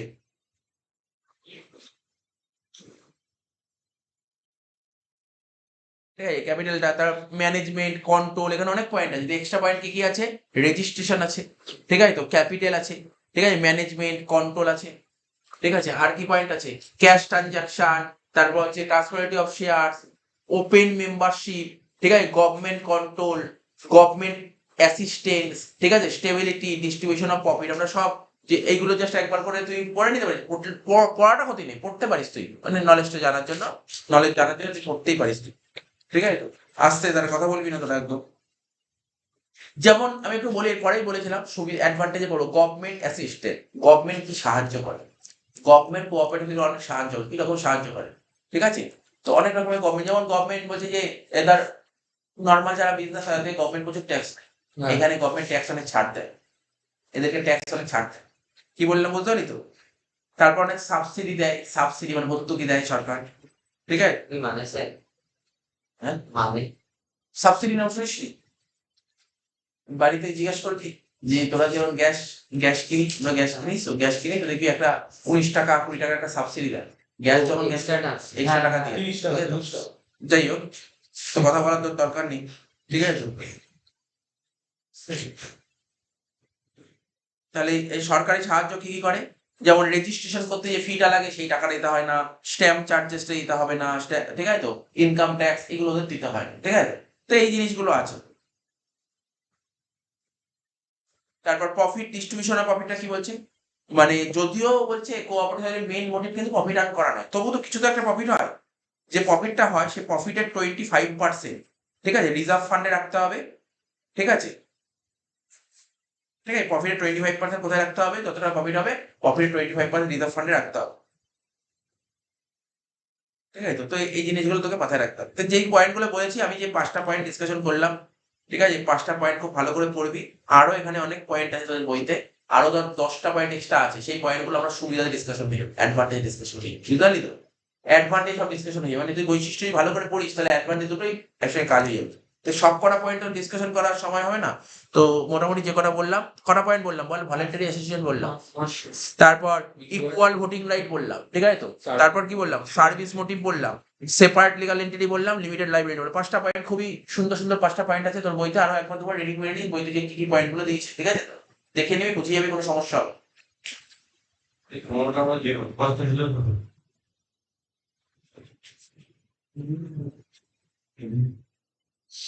এরপরে কোঅপারেটিভ সোসাইটির মেরিটস পড়বো, মানে সুবিধা, ঠিক আছে তো, কোঅপারেটিভ সোসাইটির সুবিধা পড়বো। প্রথম সুবিধাটা কি বলছে, খুব সুন্দর দিকে, ইজি টু ফর্ম, মানে কোঅপারেটিভ সোসাইটি গঠন করা খুব সোজা, কি বললাম বল, কোঅপারেটিভ সোসাইটি ফর্ম করা খুব ইজি, সিম্পল, ঠিক আছে, ফরমেশন প্রসেসটা খুবই সিম্পল, আর রেজিস্ট্রেশন প্রসেসটাও খুব সিম্পল। তাহলে কি কি বললাম, ফরমেশন প্রসেসটা খুব সিম্পল, আর রেজিস্ট্রেশন করাটা খুব simple, no legal formality required, কোনো রকমের কোনো লিগাল ফর্মালিটি, কোনো ঝামেলা নেই, খুব ইজি হয়ে যাবে। তবে একটা কথা মাথায় রাখতে হবে, অনলি 10 অ্যাডাল্ট মেম্বার, কি বলেছিলাম কোঅপারেটিভ মিনিমাম কত মেম্বার লাগবে বলেছিলাম, 10 জন, তাহলে কতজন লাগবে, অনলি 10 অ্যাডাল্ট মেম্বার, ভালো করে শুনবি, অ্যাডাল্ট মেম্বার মানে মাইনর এখানে আসতে পারে না, মেজর হতে হবে, এটাও বৈশিষ্ট্য এই পয়েন্টটা দিয়ে দিয়েছি, এই পয়েন্টে 10 অ্যাডাল্ট মেম্বার না বলে দিয়েছি, এই পয়েন্টটা বলে দিচ্ছি এখানে, এখানে তোর বৈশিষ্ট্যের মধ্যে এই পয়েন্টটা বলেছে যে ওপেন মেম্বারশিপ, বলছে কোঅপারেটিভ সোসাইটি, দেখ না কি বলবো, দেখ এখানে যা পয়েন্টগুলো বলেছি না, সব পয়েন্ট অলরেডি আমরা যখন ডেফিনেশন সম্পর্কে বললাম ওখানেই বলে দিয়েছি। বলছে ওপেন মেম্বারশিপ কি, এখানে সবাই ওপেন, সবাই তো সবার জন্য তো ওপেন, সবার জন্য ওপেন, সে তোমার ধর্ম কি, তোমার জাতি কি জানার দরকার, তোমার কাস্ট কি, তোমার রিলিজিয়ান বলিনি আগে, সেটাই লিখেছে এখানে, ঠিক আছে, সবাই, তবে মাথায় রাখতে হবে 18 বছরের ঊর্ধ্বে, এটাই তো লেখা আছে, দেখ না, তাই তো লেখা আছে 18 বছরের ঊর্ধ্বে, তাহলে বুঝতে পারলি ব্যাপারটা। দেখ এখানে আরো একটা ফিচার্স তুই পেয়ে গেলি, তো অ্যাডভান্টেজ করতে গিয়ে আরেকটা ফিচার্স পেয়ে গেলি তুই, তাই তো। তাহলে কি বলেছে বল, তাহলে বললো only 10 adult member with common interest, তোর ইন্টারেস্ট আছে নিশ্চয়ই, নিজস্ব ইন্টারেস্ট আছে, ইন্টারেস্ট না থাকলে তুই কেন আছে, কমন ইন্টারেস্ট আর রিকোয়ার্ড, তাহলে বুঝতে পারলি প্রথম পয়েন্টটা অ্যাডভান্টেজ। সেকেন্ড অ্যাডভান্টেজ কি বলছে, লিমিটেড লাইবিলিটি, কি বলিনি আগে, লিমিটেড লাইবিলিটি বল না, কোঅপারেটিভ সোসাইটি যে এই অ্যাসোসিয়েশন আছে, এর লাইবিলিটি কি হবে, লিমিটেড না আনলিমিটেড, লিমিটেড, তাই লেখা আছে লাইবেল, স্যার সেম লেখা, দেখ ভালো করে পড়, সেম লেখা, আগের কথাটাই সেম লিখেছি, আবার ওই কথাটাই বলবো, বলছে তাহলে এইভাবে না খুব ভালো করে পড়বি, যেগুলো একই সঙ্গে বৈশিষ্ট্য সুবিধা ম্যাচ খাওয়া যাবে, দেখবি তুই বৈশিষ্ট্যের পয়েন্টে সুবিধা চলে আসলো, ঠিক আছে, একটু বুঝে পড়লে না একই পয়েন্ট সারা জায়গায় চালানো যাবে, বুঝে পড়তে হবে। Liable of members, is to the extent of capital contributed by them. তাহলে কি বলেছে, কি বলেছিলাম বল, লিমিটেড লাইবিলিটি। বিজনেসে তার প্রচুর লস হলো, বিজনেস যদি প্রচুর লস হয় ওরা কি ওদের বাড়ি ঘর বেচে টাকা নিয়ে আসবে? না। কত টাকা দিতে হয় দায়বদ্ধ? ওদের যতটা ক্যাপিটাল কন্ট্রিবিউট, তাই লেখা আছে। সোসাইটিতে যদি লস হয়, তো সোসাইটি যদি লস হয়, সোসাইটি লস মানে যে বিজনেস করছিস না, বিজনেসের প্রচুর একটা লস। সোসাইটি লস মানে বুঝলি what is society loss? Cooperative সোসাইটিতে যে বিজনেস করলে লস হলো, লস হতেই পারে। Creditors can not claim over member personal property. Creditors কখনো ক্লেম করতে পারবে না তোমাদের বাড়ি ঘর বেঁচে টাকা নিয়েছে, কোনোদিন ক্লেম করতে পারবে না, ঠিক আছে? তো ওরা জেনে বুঝেই টাকা দিয়েছে, ক্রেডিটরস কখনো ক্লেম করতে পারবে না, ঠিক আছে? বোঝা গেল কি বললাম? দুটো পয়েন্ট বললাম কিন্তু। কন্টিনিউটি, কন্টিনিউটি মানে কি স্যার? ধারাবাহিকতা, ধারাবাহিকতা। দেখ এই পয়েন্টটাও ইয়েতে ছিল, এই পয়েন্টটাও তোদের বইতে ফিচার্সে ছিল, বুঝলি? এই পয়েন্ট একই পয়েন্ট, ঠিক আছে? তো বৈশিষ্ট্যগুলো এবার ঘুরে ঘুরে সুবিধা চলে এসেছে, ঠিক আছে? তো তাহলে তুই এত সুন্দরভাবে পড়ে নিবি, তার পরীক্ষায় ধর তোর বৈশিষ্ট্য আমি দিচ্ছি ইম্পর্টেন্ট, তোর সুবিধা চলে আসলো, তুই বৈশিষ্ট্যই সুবিধা চালিয়ে দিবি, বৈশিষ্ট্যই সুবিধা চালিয়ে দিবি, কোনো সমস্যা নেই, কখনো নাম্বার কাটবে না, মাথায় রাখবি কিন্তু। কখনো ছেড়ে আসছে না পরীক্ষা, ছেড়ে আসছে না, ওটাই লিখে দিবি, পরীক্ষা নাম্বার পেয়ে যাবি। আর তুই বলি স্যার আমি পড়ে গেছিলাম 1 মিলিয়ন, তারপরে বৈশিষ্ট্য চলে এসছে সুবিধা, তো আমি তো লিখতে পারছি না, কমন পড়েনি, অনেকে করে। আরে ওটাই ওখানে লিখে দে, নাম্বার পেয়ে যাবি। হ্যাঁ তুই ছেড়ে দিলে কত পাবি? চারে 0 জিরো। লিখলে কত পাবি? একদম। 2 2.5 তো পাবি, 2 2.5 তো পাবি। ভাব, এটা মাথায় রাখবি, এই টেকনিক গুলো ফলো করবি। হ্যাঁ, এটা করিস না, যেমন ধর বৈশিষ্ট্য বা সুবিধা পড়ে বৈশিষ্ট্য পড়ে গেছি, অসুবিধা আছে তোর চালিয়ে, ওটা তো হবে না, অসুবিধা তো আলাদা পয়েন্ট হবে। দেখ কোয়ান্টিটি হলো, হ্যাঁ কিছু কিছু মিল থাকতে পারে, কিছু কিছু মিল থাকবে, বলে কিছু কিছু মিল থাকবে। এবার বলছে দেখ ডেমোক্রেটিক সেটআপ। আচ্ছা জানিস তোরা, কেউ জানিস? তোরা তো বল, তোরা অনেকে ইংলিশ ভাষা করছিস বা বেঙ্গলি ভাষা, ডেমোক্রেটিক মানে জানিস? ডেমোক্রেটিক মানে কি জানিস? তো সবাই জানিস ডেমোক্রেটিক মানে কি? আমাদের ডেমোক্রেটিক মানে কি বল, কে বলতে পারবে? গণতান্ত্রিক, ঠিক আছে? গণতান্ত্রিক, গণতান্ত্রিক, এই যেমন ভোট হয় না, গণতান্ত্রিক অধিকার বলে, ঠিক আছে? ভোট দেয় আমাদের ডেমোক্রেটিক রাইট, ঠিক আছে? এটা গণতান্ত্রিক অধিকার, ঠিক আছে? এই যে আমরা দেশ, আমাদের যে দেশ, ঠিক আছে? সবার মানে দেখ কিছু কিছু দেশে হয় রাজতন্ত্র, কিছু কিছু দেশে হয় গণতন্ত্র, ঠিক আছে? আমাদের দেশটা যেমন দেশ গণতন্ত্র, ঠিক আছে? গণতন্ত্র মানে আমাদের দেশে সবার ভোট দেওয়ার অধিকার আছে, সবার ভোট দেওয়ার অধিকার আছে, ঠিক আছে? গণতন্ত্র। কিন্তু রাজতন্ত্র ভোট দেওয়ার অধিকার নেই, ঠিক আছে? রাজাই শেষ কথা। তো এখানে কি বলছে ডেমোক্রেটিক সেটআপ, আমাদের দেশে কি হয় গণতান্ত্রিক সেটআপ, ঠিক আছে? তো ডেমোক্রেটিক সেটআপ মানে ওয়ান ম্যান ওয়ান ভোট, কি জানিস তো? একটা মানুষ একটাই ভোট দিতে হবে, যেটা আমি আগেই বলেছি। All member have equal right, প্রতিটা মেম্বারের সমান অধিকার, প্রতিটা মেম্বারের সমান অধিকার। Equal chance to participate manage, কথা বলিস না, ম্যানেজমেন্টে, ঠিক আছে? Equal chance to participate, equal chance to participate মানে মানে সমানভাবে তুমি অংশগ্রহণ করতে হবে ম্যানেজমেন্টে, সবাই সমানভাবে অংশগ্রহণ করতে হবে, বুঝতে পারছো? তো এটাই তোদের বই, তো তোদের বই তো এটা লিখেছে, তোদের বইতে কি লিখেছে? বলছে যে এক ব্যক্তি এক ভোট, 1 পার্সন 1 ভোট। গণতন্ত্রের এই নীতি মানে ডেমোক্রেটিকের এই নীতির এই প্রিন্সিপালটা, এই রুলটাই সমবায় সমিতিতে পরিচালিত হয়, মানে কোঅপারেটিভ সোসাইটিতে মেনটেন করা হয়, ঠিক আছে? তাই আমি বলেছিলাম ধর যে খুব বড় লোক, খুব বড় লোক, খুব বড় ধনী, রিচ রিচ পার্সন, ঠিক আছে?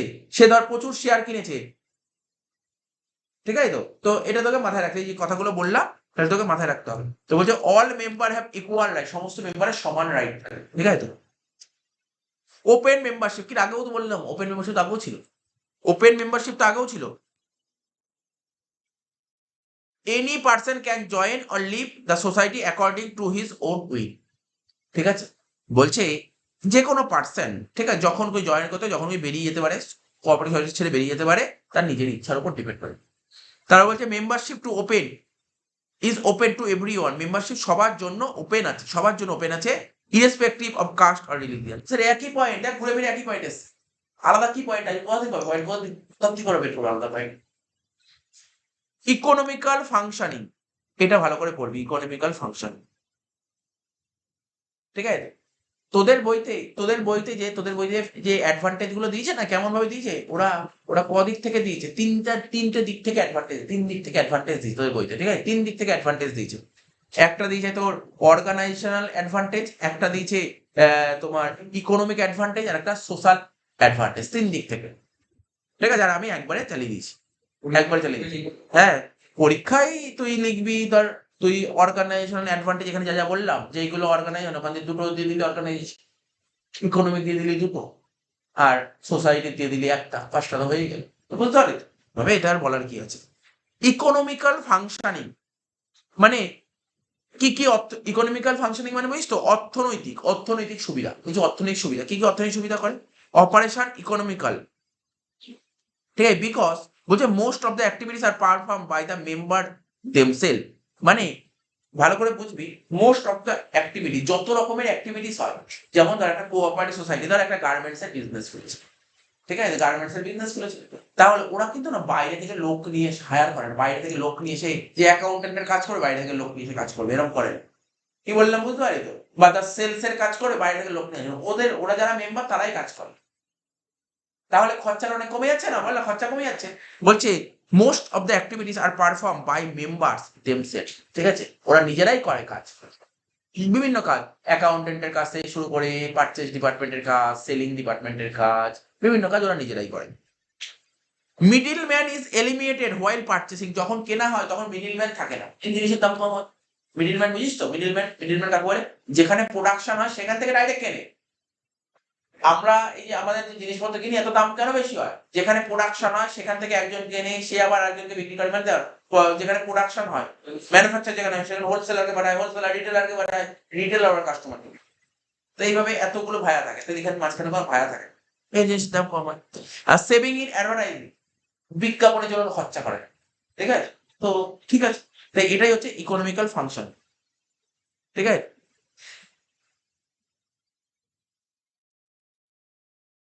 তোদের বইতে দিয়েছে, তো এই পয়েন্টগুলো তোরা একবার পড়ে নিতে পারিস, ঠিক আছে? তোদের বইতে পয়েন্টগুলো দিয়েছে, আমি এখানে শর্টে বলে দিলাম।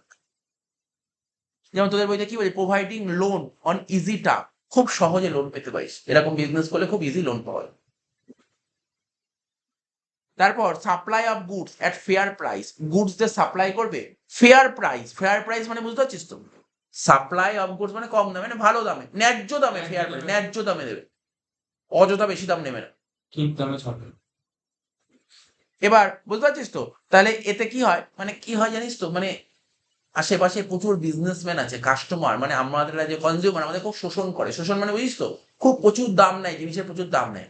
ওরা তাদের হাত থেকে বাঁচানোর জন্যই কোঅপারেটিভ সোসাইটি চলে এসেছে, ঠিক আছে? ওদের হাত থেকে বাঁচানোর জন্য। আরে সমাজে তো অনেক মানুষ, ওদেরকে তো সাহায্য করতে হবে, তো ওদের সাহায্য করার জন্য চলে এসেছে।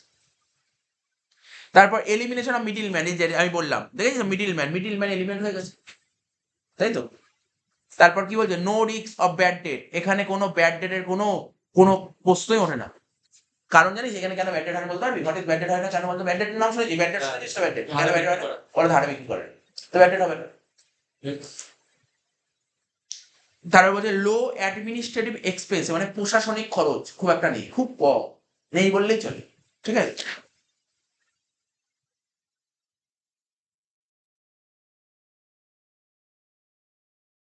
আচ্ছা, ফ্রি ফ্রম স্পেকুলেশন, ফাটকা কারবার, স্পেকুলেশন মানে ফাটকা, মানে শেয়ারটাকে বলা হয় ফাটকা, মানে শেয়ারকে বলা হয় ফাটকা, ঠিক আছে তো? স্পেকুলেটিভ বিজনেস, ঠিক আছে?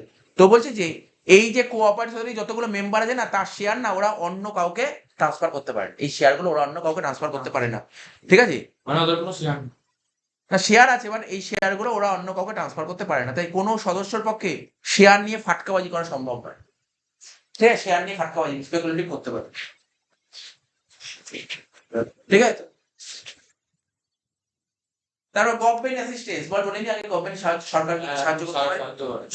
আবার বলে দিচ্ছি গভর্নমেন্ট কি সাহায্য করার পরেই পয়েন্টে 7 নম্বর পয়েন্টে লেখা আছে। বলে গভর্নমেন্ট প্রোভাইড দে মেনি বেনিফিট, গভর্নমেন্ট প্রচুর বেনিফিট দেয়, ভেরিয়াস কনসেশন মানে ছাড় দেয় অনেক। তারপর যে তোর রিবেট দেয় ইন ট্যাক্সে অনেক ছাড় দিয়ে দেয়। র ম্যাটেরিয়াল অ্যাট সাবসিডি রেট, আমরা যে মানে যারা কোঅপারেটিভ বিজনেস ওরা তো কাঁচামাল কেনে অনেক, সাবসিডি রেট মানে কি? অনেক কম মূল্যে, মানে ধর ওদেরকে সরকার প্রমোট করছে, তোমরা এই কাজটা করো, প্রমোট করছে। আর লো ইন্টারেস্ট অন লোন, ওরা যখন লোন নেবে না মার্কেট থেকে, তখন মানে ইন্টারেস্টের রেটটা অনেক কম হবে, ঠিক আছে? তাহলে বুঝতে পারলি ব্যাপারটা? এই বলে যে নিশ্চয়ই বুঝতে পারলি ব্যাপারটা, পয়েন্ট গুলো পড়তে হবে। কিভাবে পড়তে হবে? তোর বইয়েরটাও পড়ে নিবি, বইটা পড়ে নিবি, বইতে প্রচুর পয়েন্ট আছে, পড়বি, পড়ার সময় সুন্দর করে নোটের মতন করে নিবি, যে রাইট মেনে বইতে কোন কোন পয়েন্ট গুলো তুই লিখবি, ঠিক আছে? সুন্দর করে নিবি, সুবিধা, ঠিক আছে তো? দেখ বৈশিষ্ট্য 15টা, এখানেও সুবিধা, দেখ একই ঘুরে ফিরে একই পয়েন্ট আছে, তো মোটামুটি কোনো সমস্যা নেই, তুই লিখবি নাম্বার পেয়ে যাবে, কোনো সমস্যা নেই, ঠিকঠাক লিখবি নাম্বার পেয়ে যাবে। অনেক ছোট ছোট পয়েন্ট আছে, ছোট এক লাইন করে লেখা, ঠিক আছে তো? তাই বলে পরীক্ষায় গিয়ে 15টা পয়েন্ট লিখবি না, এত পয়েন্ট একদম লিখবি না, কখনো লিখতে নেই। 5টা 6টা খুব বেশি, তার বেশি দিবি না, 6টার বেশি পয়েন্ট দিবি, ঠিক আছে তো? আচ্ছা, এবার ডিমেরিটস অফ কোঅপারেটিভ, এর কি কি অসুবিধা, এর অসুবিধা আছে, কি কি অসুবিধা দেখ, কি কি অসুবিধা আছে পড়ছি, ঠিক আছে? অসুবিধাগুলো আমরা একটা করে পড়ছি। আস্তে কথা বলবি না রে, তোরা এত কথা বলিস না, পড়াতে খুব অসুবিধা হবে। দেখ শোন, লিমিটেড ক্যাপিটাল, প্রথম পয়েন্ট হচ্ছে limited capital, no compulsion to contribute minimum amount of capital, ঠিক আছে তো? মানে কোনো কম্পালসারি নেই যে মিনিমাম অ্যামাউন্ট ক্যাপিটাল, মানে যে কত টাকা মিনিমাম দিতে হবে ক্যাপিটাল, কিছু বলাই নেই, যা পারো তাই দাও, যা পারো তাই দাও, মিনিমাম ক্যাপিটাল সম্পর্কে কিচ্ছু বলা নেই। কি বললাম বলতে পারছিস তো? কথা বলছিস না তুই?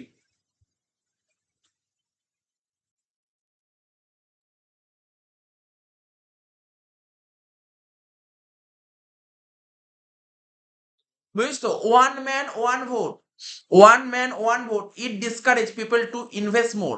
তো একটা মানুষ একটাই ভোট দিতে পারবে, তাই তো? তাই ইট ডিসকারেজ মানে উৎসাহ পায় না ওরা, ওরা অনুৎসাহিত হয়, ঠিক আছে তো? তো বলছে কি, it dis it discourage people to invest more. দেখ একটা মানুষ একটাই ভোট দিতে পারে, তাহলে বলছে বেশি ইনভেস্ট করে আমার লাভ কি? ওদের মনে এই ধারণা চলে আসে, আমি একটা মানুষটা একটাই ভোট দেবো, তাহলে আমি বেশি বেশি ইনভেস্ট করে আমার লাভ কি? ওই ইনভেস্টমেন্ট করতে চাই না বেশি। লো রেট টু রিটার্ন, তো রিটার্ন কিন্তু তুই ইনভেস্টমেন্ট রিটার্নটা এখানে, এই বিজনেসটা এমন বিজনেস না, মেন উদ্দেশ্য কি, উদ্দেশ্য মেন সার্ভিস দেওয়া, প্রফিট তো মেন না, তাহলে কি রিটার্নটাও কম হয়। অনেকে এই কথা মাথায় রেখে অনেকে ইনভেস্ট করে। তাহলে কি বললাম, পয়েন্টটা বুঝেছিস নিশ্চয়ই? পয়েন্টটা, এই 3টে পয়েন্ট যখন তুই একটা সঙ্গে সাজিয়ে লিখবি অনেকটাই বড় হয়ে যাবে লেখা। 3টে পয়েন্ট মাথায় রেখে লিখতে হবে, ঠিক আছে? এবার ইনএফিসিয়েন্ট অফ ম্যানেজমেন্ট, ভাব যে তোর মেম্বার, সাপোজ তুই 15 জন মেম্বার নিয়ে বিজনেসটা ফর্ম করেছিস, তুই বাইরে থেকে লোক হায়ার করলি, কেন বাইরে থেকে লোক হায়ার করলি না বল? কারণ টাকা চলে যাবে, তাই জন্য বাইরে থেকে লোককে টাকা দিবি না, বলবে তুই বাইরে থেকে লোক, তুই এই 15 জনের মধ্যে থেকেই কাজকর্ম আরম্ভ করে দিবি, তুই বাইরের লোক নিলি। এবার 15 জন যে আছে ওরা কি সবসময় এফিসিয়েন্ট হবে, জানে সব কাজ? তুই ইনএফিসিয়েন্ট হতে পারে তো?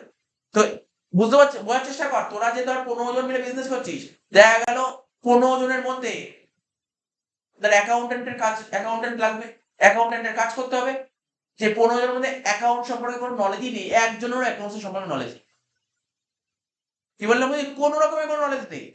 বা তার সেলস, সেলস সম্পর্কে কোনো নলেজই নেই, কি করে সেল করতে হবে কি জানেই না, সেল করতে হবে, প্রোডাক্ট দেখলো দেখে সেল করে দিল, কিন্তু কাস্টমার সঙ্গে কি করে ডিলিং করতে হবে সেইগুলোই জানে না। তো বুঝতে পারছিস, তার জন্য কি করতে হবে, এই জন্য এক্সপার্ট নিতে হবে, ওরা তো এক্সপার্ট নেবে না। তো কি বলছে, বলছে generally manage by inexperience member, manage করে কারা, জেনারেলি ম্যানেজ করে কারা, ইনএক্সপিরিয়েন্স মানে অদক্ষ মেম্বার যারা, ঠিক আছে তো? No professional expert are hire, কেন প্রফেশনাল এক্সপার্ট হায়ার করে না, কেন হায়ার করেন? Can not afford to pay high salary, কেন ওদের অতিরিক্ত স্যালারি দিতে পারবে। তাহলে দুটো পয়েন্ট হয়ে গেল। নেক্সট কি নো মোটিভেশন, মোটিভেশন মানে জানিস, মোটিভেট, মোটিভেট তো নাম শুনেছিস? মোটিভেশন, ঠিক আছে, অনুপ্রেরণা। বলে no link between effort and rewards, মানে এফোর্ট আর রিওয়ার্ডের মধ্যে কোনো লিঙ্ক নেই, মানে ধর ওই মেম্বাররা ওরা ভাবে আমরা যত বেশি এফোর্ট দিই না কেন কোনো রিওয়ার্ড পাবো না, কেন? অন্যান্য বিজনেস বা পার্টনারশিপ বিজনেস বা সোল প্রপার্টি বিজনেস ভাব, যত বেশি এফোর্ট দেবে তত বেশি প্রফিট হবে, যত বেশি এফোর্ট দেবে তত বেশি প্রফিট হবে, প্রফিট তো রিওয়ার্ড। তো এখানে এফোর্ট দিচ্ছে কোনো রিওয়ার্ড তো পাচ্ছে না, মেন মোটিভ কি রিওয়ার্ড, মানে মেন মোটিভ কি প্রফিট হবে না, মেন মোটিভ তো প্রফিট হবে না। বুঝতে পারছিস ব্যাপারটা কি বলছে? বলছে এখানে এফোর্ট আর রিওয়ার্ডের মধ্যে কোনো লিঙ্ক নেই। তো বলছে no incentive for work inefficiently, কোনো কেউ যদি এফিসিয়েন্ট খুব ভালোভাবে কাজ করে কোনো রকম কোনো ইনসেন্টিভ পাবে, কোনো রকমের কোনো ইনসেন্টিভ পাবে না, কোনো ইনসেন্টিভ নেই, কোনো রকমের কোনো ইনসেন্টিভ নেই, ঠিক আছে? So member do not put their best effort, তাই মেম্বাররা কখনো তাদের বেস্ট দেওয়ার চেষ্টাই করে, ঠিক আছে তো? 4 নম্বর এক্সেসিভ গভর্নমেন্ট কন্ট্রোল, গভর্নমেন্ট কিন্তু অনেক সাহায্য করে, কিন্তু গভর্নমেন্টের আবার কিছু বাজে দিক আছে, গভর্নমেন্ট না মানে কন্ট্রোল করবে, এই করতে পারবি না, ওই করতে পারবি না, এইভাবে করো না, ওইভাবে করো না, গভর্নমেন্ট এরকম করবে, ঠিক আছে তো? তো বলছে কি, বলছে government provide various benefit, government প্রচুর বেনিফিট দেবে, কনসেশন দেবে, গভর্নমেন্ট ট্যাক্স রিবেট দেবে, তো গভর্নমেন্ট তো কন্ট্রোল করবে, এত যখন দিচ্ছে গভর্নমেন্ট তো কন্ট্রোল করবে। গভর্নমেন্ট কি করে, শুধু কন্ট্রোল করবে না, গভর্নমেন্ট নাকটা গলাবে, ইন্টারফেয়ার করবে, ঠিক আছে, গভর্নমেন্ট প্রচুর ইন্টারফেয়ার করবে। বলছে get the accounts audited and submit accounts to register, government বলছে যে তোমার যে অ্যাকাউন্টস আছে এই অ্যাকাউন্টসটা তুমি অডিট করো এবং অ্যাকাউন্টটা সাবমিট করো রেজিস্ট্রারের কাছে, নিবন্ধকের কাছে এটাকে সাবমিট করতে বলেছে। আর বলছে ইট অল রিডিউস ফ্লেক্সিবিলিটি, সমস্ত ফ্লেক্সিবিলিটিতে এগুলো খুব রিডিউস হয়ে যায়। 5 নম্বর বলছে ল্যাক অফ মানে সিক্রেসি, সিক্রেসি মানে বুঝিস তো গোপনীয়তা, গোপনীয়তা অভাব। কেন দেখ এখানে মেম্বার প্রচুর, প্রচুর তো যেখানে মেম্বার প্রচুর ওখানে গোপনীয়তা থাকবে। তো বলছে many members easy to spread information, information easily spread হয়ে যাচ্ছে। নেক্সট কনফ্লিক্ট অ্যামাং মেম্বার, ঠিক আছে, মেম্বারদের মধ্যে কনফ্লিক্ট মানে বিরোধ তৈরি হয়, বিরোধ ঝামেলা তৈরি হয়। বলছে because every member is from different section of society, এখানে যত মেম্বার আছে না বিভিন্ন মানুষ বিভিন্ন সোসাইটি থেকে বিলং করে, ঠিক আছে, তো মে হ্যাভ ডিফারেন্ট ওপিনিয়ন, এক একজনের এক একটা মত থাকতে পারে। Rigid attitude of any member may lead to dispute, যে অ্যাটিটিউড যদি রিজিড হয়ে যায় না তাহলে বুঝতে পারছিস তো, চেঞ্জ হবে অ্যাটিটিউড, মানে এক একজনের একটা চিন্তাধারা আলাদা হবে।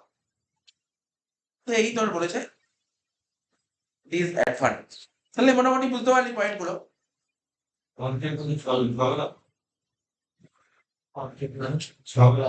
কোনটা কি বলছি বুঝতে পারছিস? কনফ্লিক্ট, কনফ্লিক্ট ভালো করে বল, কনফ্লিক্ট মানে বিরোধ, ডিসপুট, ঠিক আছে।